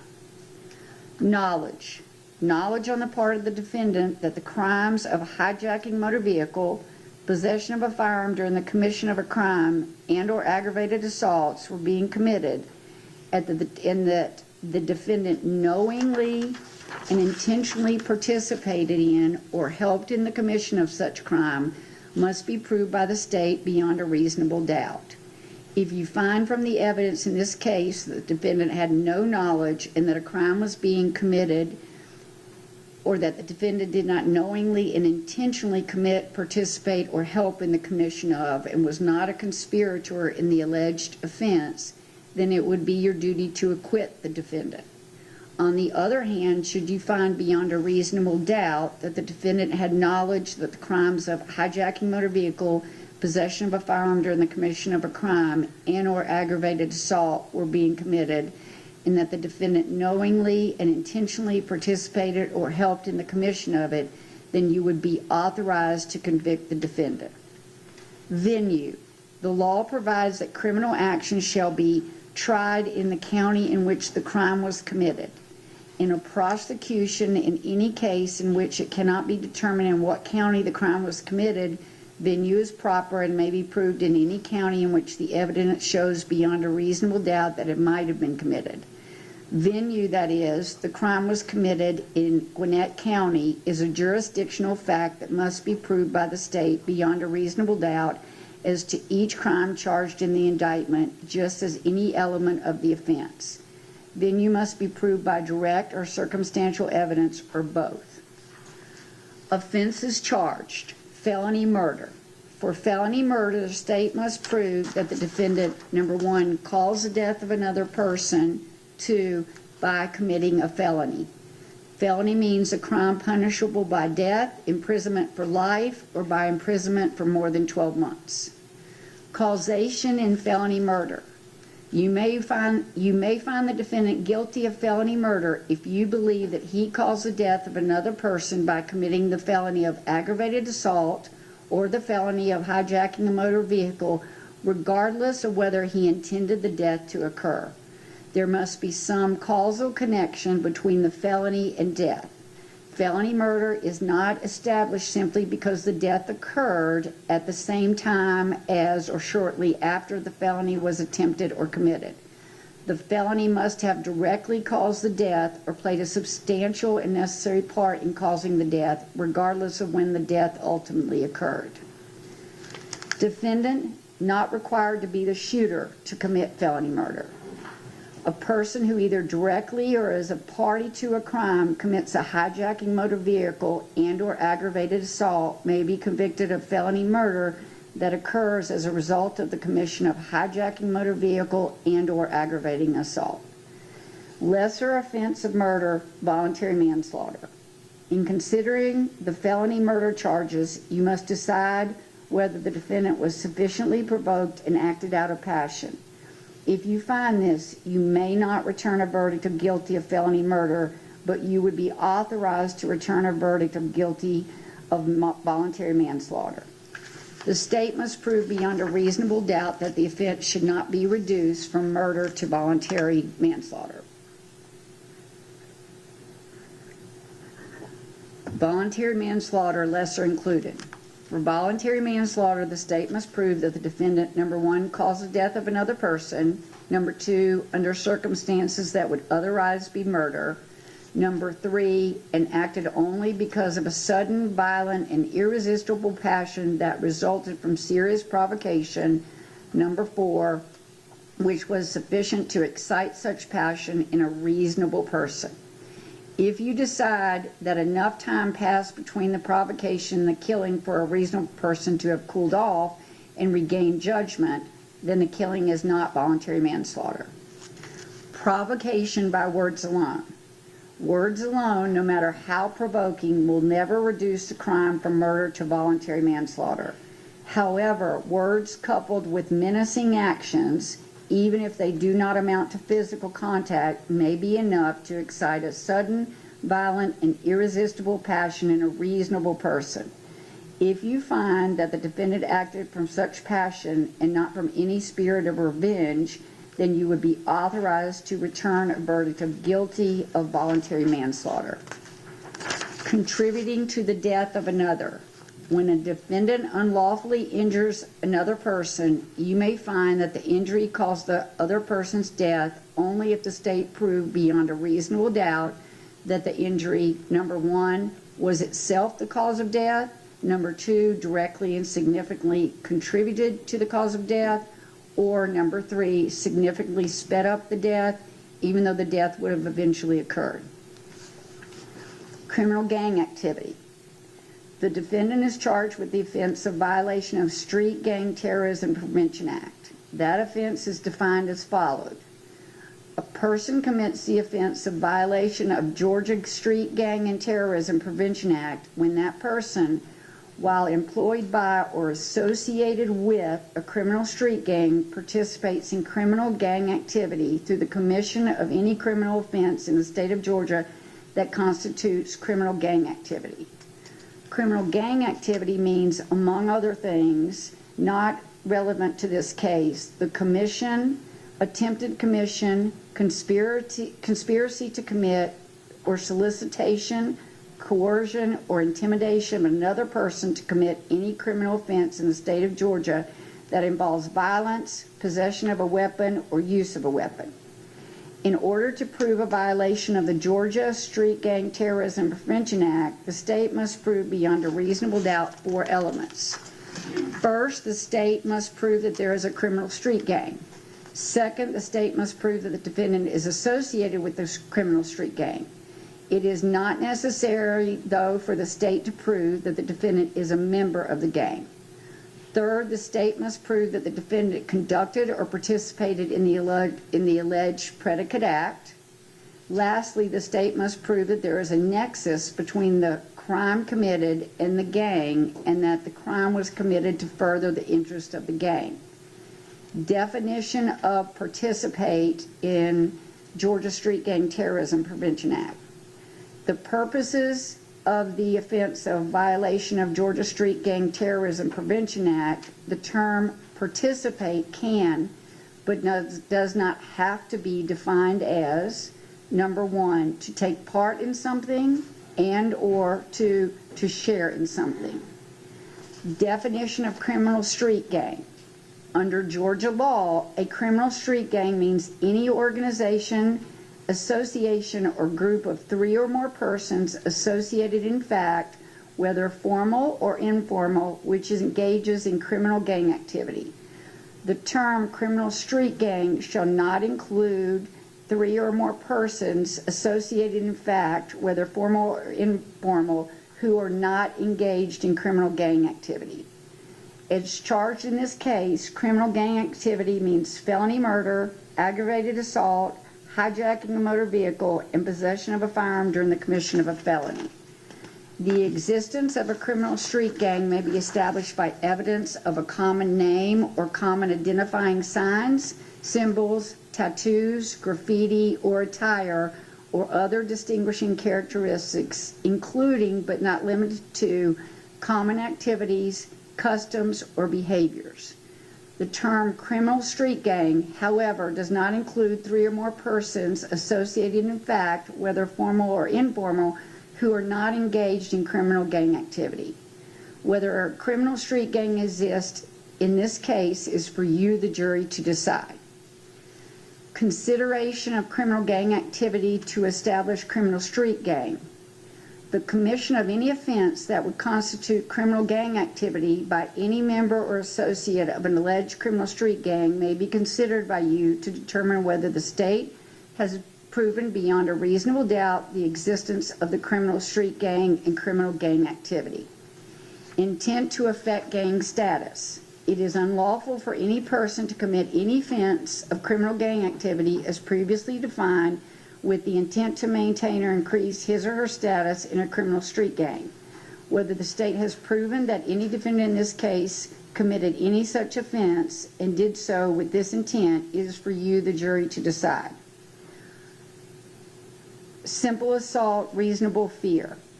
Such an assault is an act that places another in reasonable apprehension or fear of immediately receiving a violent injury. If there is a demonstration of violence with an apparent ability to inflict injury so as to cause the person against whom it is directed to reasonably fear the injury, then the assault is complete, even though the assailant may never have been within actual striking distance. Aggravated assault with a deadly weapon. For aggravated assault, the state must prove that the defendant, number 1, assaulted another person, number 2, with a deadly weapon. To prove assault, the state does not have to prove that the other person was actually injured. However, the state must prove that the committed act that placed a person in reasonable apprehension or fear of immediately receiving a violent injury. Let me read that sentence again. However, the state must prove that the defendant committed an act that placed the person in reasonable apprehension or fear of immediately receiving a violent injury. Firearm as a deadly weapon. A firearm, when used in the way a firearm is ordinarily used, is a deadly weapon. Justification. The fact that a person's conduct is justified is a defense to prosecute for any crime based on that conduct. The defense of justification can be claimed, A, when the person's conduct is justified under Official Code of Georgia Annotated 16.321, 16.323, 16.324, 16.325, 16.326. B, when the person's conduct is in reasonable fulfillment of his/her duties as a government officer or employee. C, when the person's conduct is the reasonable discipline of a minor by his or her parent or person in loco parentis. D, when the person's conduct is reasonable and is performed in the course of making a lawful arrest. E, when the person's conduct is justified for any other reason specified under the laws of the state. Or F, in all other instances based on similar reason and justice as those enumerated in this charge. Justification, use of force in defense of self or others. A defendant is not justified in threatening or using force if he provokes the threat or use of force against himself, intending to use that threat or force as an excuse to harm the other person, is attempting to commit a felony, to wit, hijacking a motor vehicle, a felony, which I will define for you shortly, is the initial aggressor unless he withdraws from the encounter and clearly communicates to the other person his intent to withdraw, and the other person continues or threatens to continue the use of unlawful force. Reasonable beliefs explained. For the defendant's threat or use of force to be justified, 1, the defendant must believe that his threat or use of force is necessary. 2, that belief must be reasonable. That is, a reasonable person would also believe that the threat or use of force is necessary. And 3, the defendant's reasonable belief must be what prompts him to threaten or use force.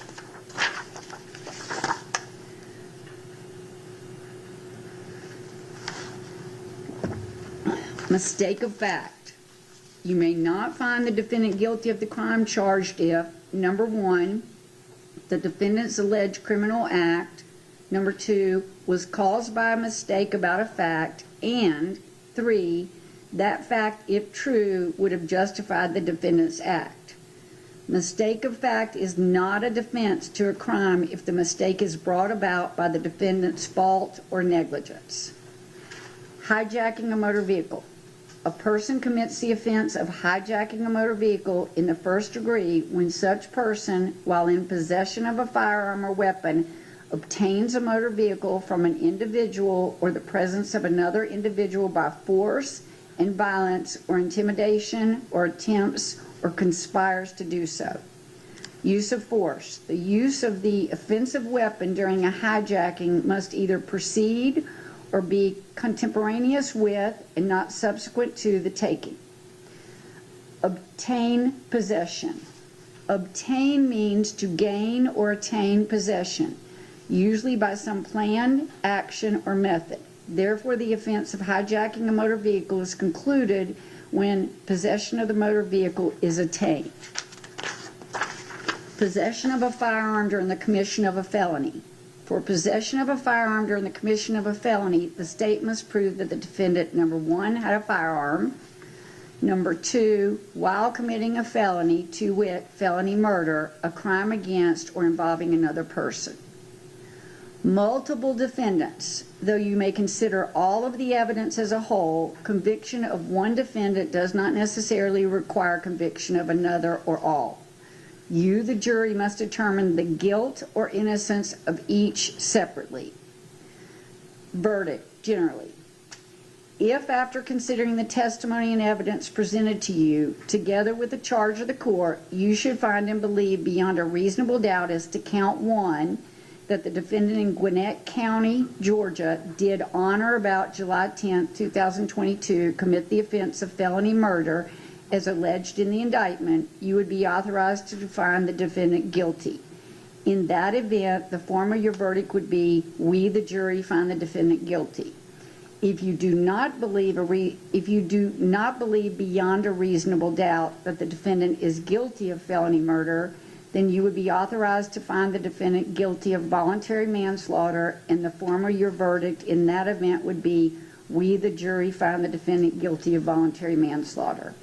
If you do not believe that the defendant is guilty of the offense of felony murder or the offense of voluntary manslaughter, or if you have any reasonable doubt as to the defendant's guilt, then it would be your duty to acquit the defendant, in which event the form of your verdict would be, we, the jury, find the defendant not guilty. If, after considering the testimony and evidence presented to you, together with the charge of the court, you should find and believe beyond a reasonable doubt as to count 2 that the defendant in Gwinnett County, Georgia, did on or about July 10, 2022, commit the offense of violation of Street Gang Terrorism and Prevention Act as alleged in the indictment, you would be authorized to find the defendant guilty. In that event, the form of your verdict would be, we, the jury, find the defendant guilty. If you do not believe that the defendant is guilty of the offense of violation of Street Gang Terrorism and Prevention Act, or if you have any reasonable doubt as to the defendant's guilt, then it would be your duty to acquit the defendant, in which event the form of your verdict would be, we, the jury, find the defendant not guilty.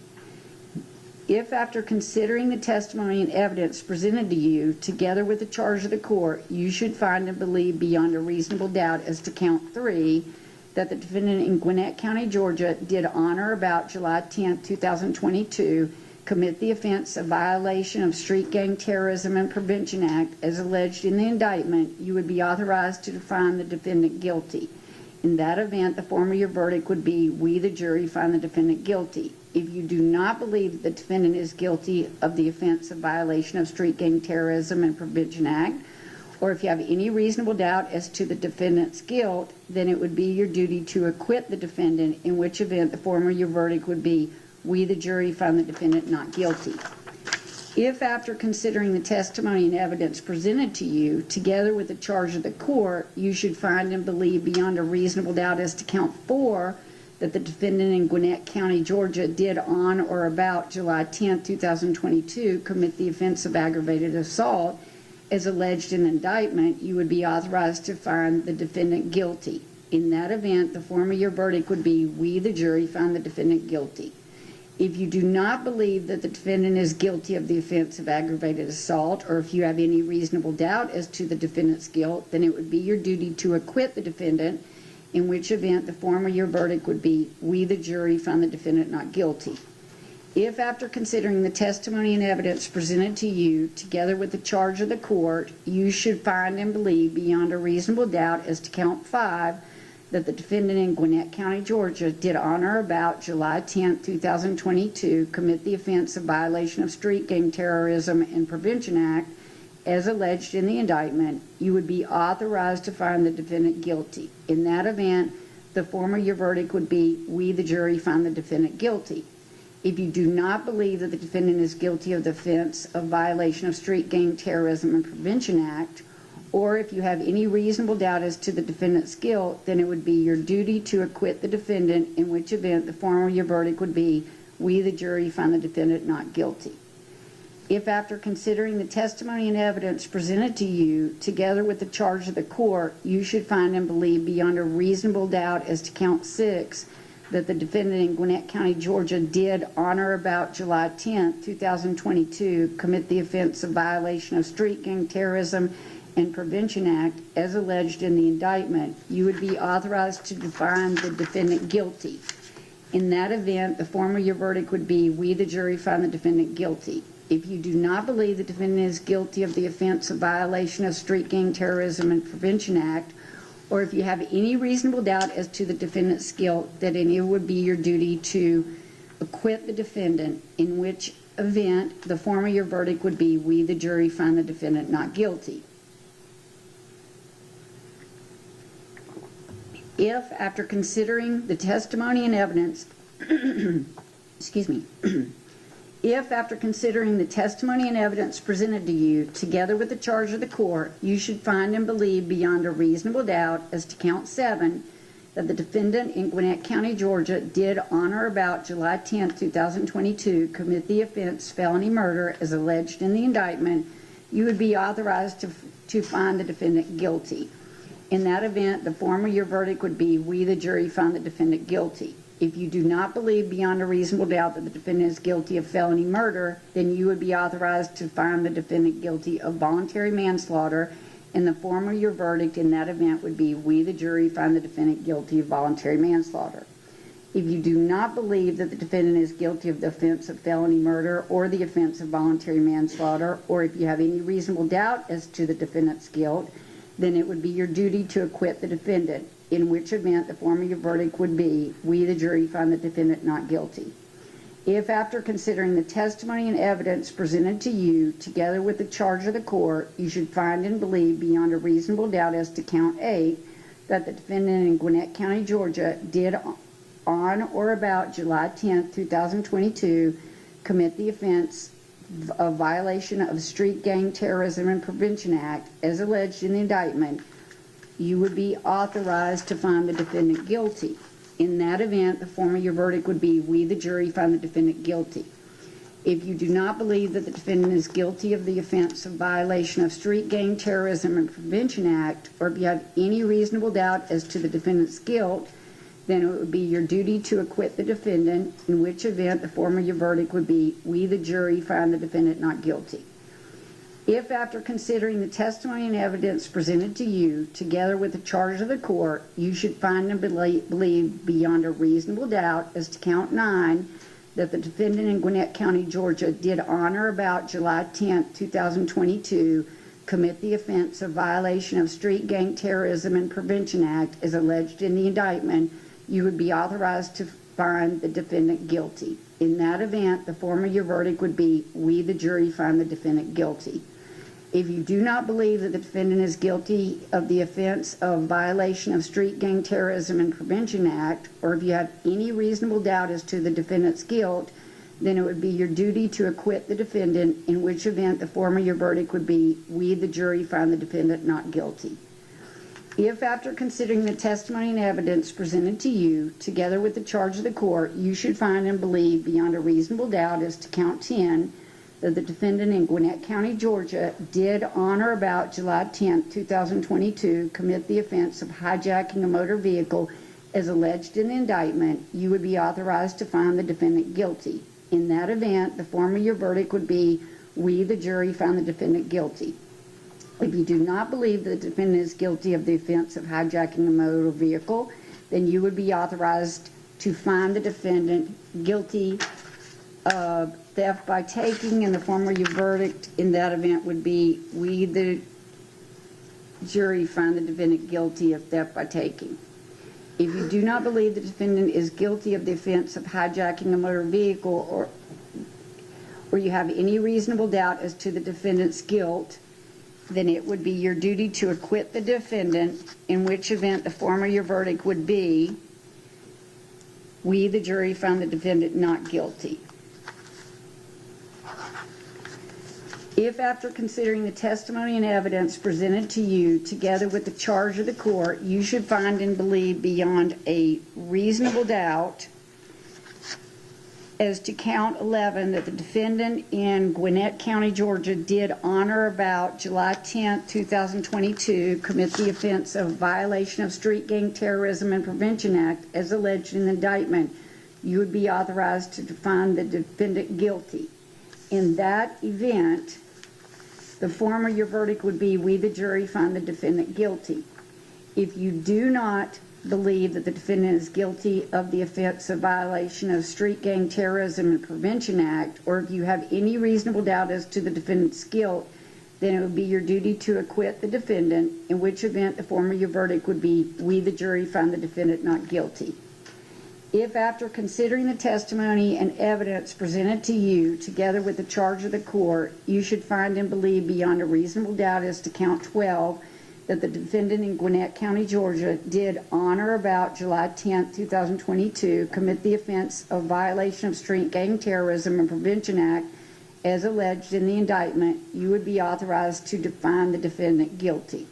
In that event, the form of your verdict would be, we, the jury, find the defendant guilty. If you do not believe that the defendant is guilty of the offense of violation of Street Gang Terrorism Prevention Act, or you have any reasonable doubt as to the defendant's guilt, then it would be your duty to acquit the defendant, in which event the form of your verdict would be, we, the jury, find the defendant not guilty. If after considering the testimony and evidence presented to you, together with the charge of court, you should find and believe beyond a reasonable doubt as to count 13 that the defendant in Gwinnett County, Georgia, did on or about July 10, 2022, commit the offense of possession of a firearm during the commission of a felony, as alleged in the indictment, you would be authorized to find the defendant guilty. In that event, the form of your verdict would be, we, the jury, find the defendant guilty. If you do not believe that the defendant is guilty of the offense of possession of a firearm during the commission of a felony, or if you have any reasonable doubt as to the defendant's guilt, then it would be your duty to acquit the defendant, in which event the form of your verdict would be, we, the jury, find the defendant not guilty.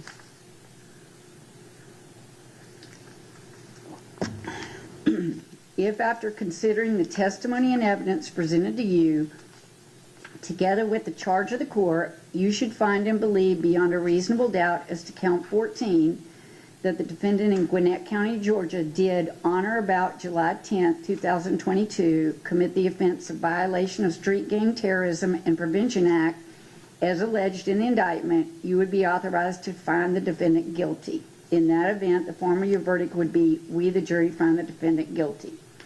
If you do not believe the defendant is guilty of the offense of violation of Street Gang Terrorism and Prevention Act, or if you have any reasonable doubt as to the defendant's guilt, then it would be your duty to acquit the defendant, in which event the form of your verdict would be, we, the jury, find the defendant not guilty. If, after considering the testimony and evidence presented to you, together with the charge of the court, you should find and believe beyond a reasonable doubt as to count 15 that the defendant in Gwinnett County, Georgia, did on or about July 10, 2022, commit the offense of violation of Street Gang Terrorism and Prevention Act, as alleged in the indictment, you would be authorized to find the defendant guilty. In that event, the form of your verdict would be, we, the jury, find the defendant guilty. If you do not believe that the defendant is guilty of the offense of violation of Street Gang Terrorism and Prevention Act, or if you have any reasonable doubt as to the defendant's guilt, then it would be your duty to acquit the defendant, in which event the form of your verdict would be, we, the jury, find the defendant not guilty. This court has no interest in this case. By no ruling or comment that the court has made during the progress of the trial, has this court intended to express any opinion upon the facts of this case, upon the credibility of the witnesses, upon the evidence, or upon the guilt or innocence of any of the defendants. Sympathy. Your verdict should be a true verdict based upon your opinion of the evidence according to the laws given you in these charges. You are not to show favor or sympathy to one party or the other.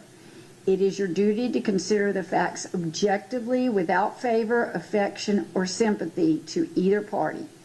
In deciding this case, you should not be influenced by sympathy or prejudice because of race, creed, color, religion, national origin, sexual preference, local or remote residence, economic status for or against either party.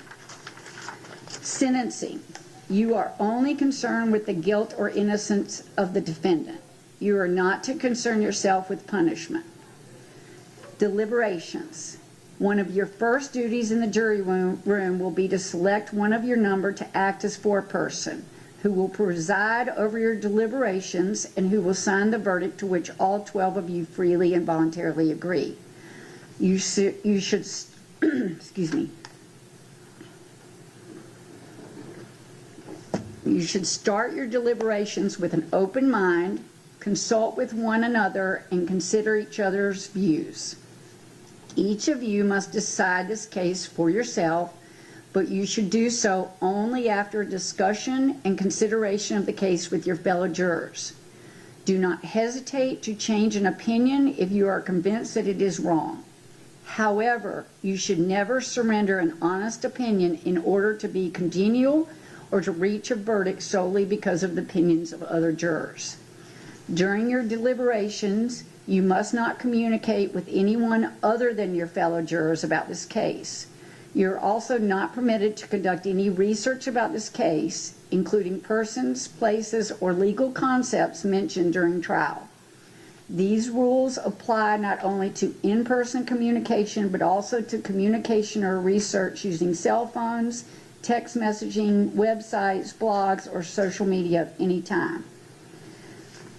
Unanimous verdict. Whatever your verdict is, it must be unanimous. That is, agreed upon by all. The verdict must be in writing and signed by one of your members as foreperson, dated and returned to be published in open court. You will receive a verdict form for each separate defendant. State, does the state have any objections to the reading of the jury charges? No, ma'am. Does the defense have any objection to the reading of the jury charges? I don't have any objection, Judge. I think there's one thing we might want to take up outside Yeah, the presence of the jury. I have two objections, and they need to be taken up outside the presence of the Okay, all right. I'm going to release you for a break. You're not to start deliberations until I resolve this matter.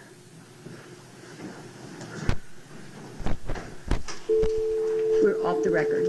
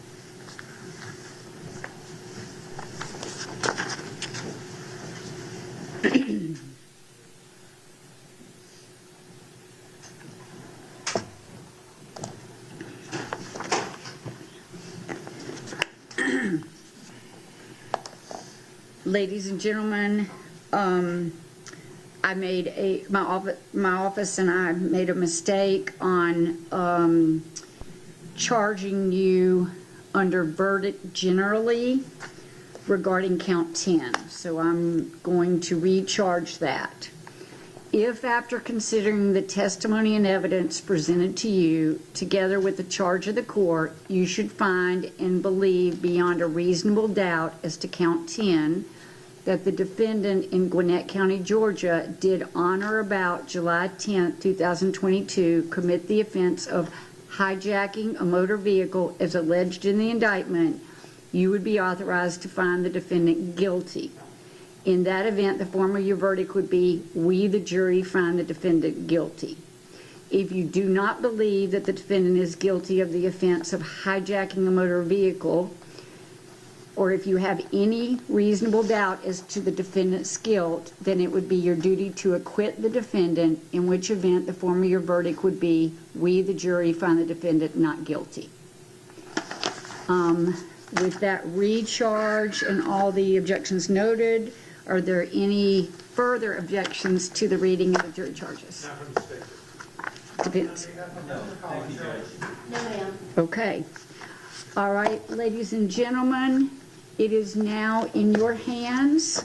Since it is 5:15, y'all can stay a little while, maybe select a poor person, or you can elect not to stay at all and come back tomorrow morning. That's just up to you. You just let the bailiffs know what y'all decide. You can stay till 10 o'clock. We'll bring you dinner. It's totally up to you. So you can just let them know what y'all want to do collectively, and we'll go from there. Thank you. It'll take us a few minutes to get all the evidence back there.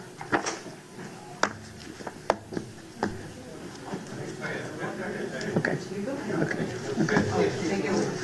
Yes, all your notes. Take all your notes with you. They're going to stay in the jury room with you.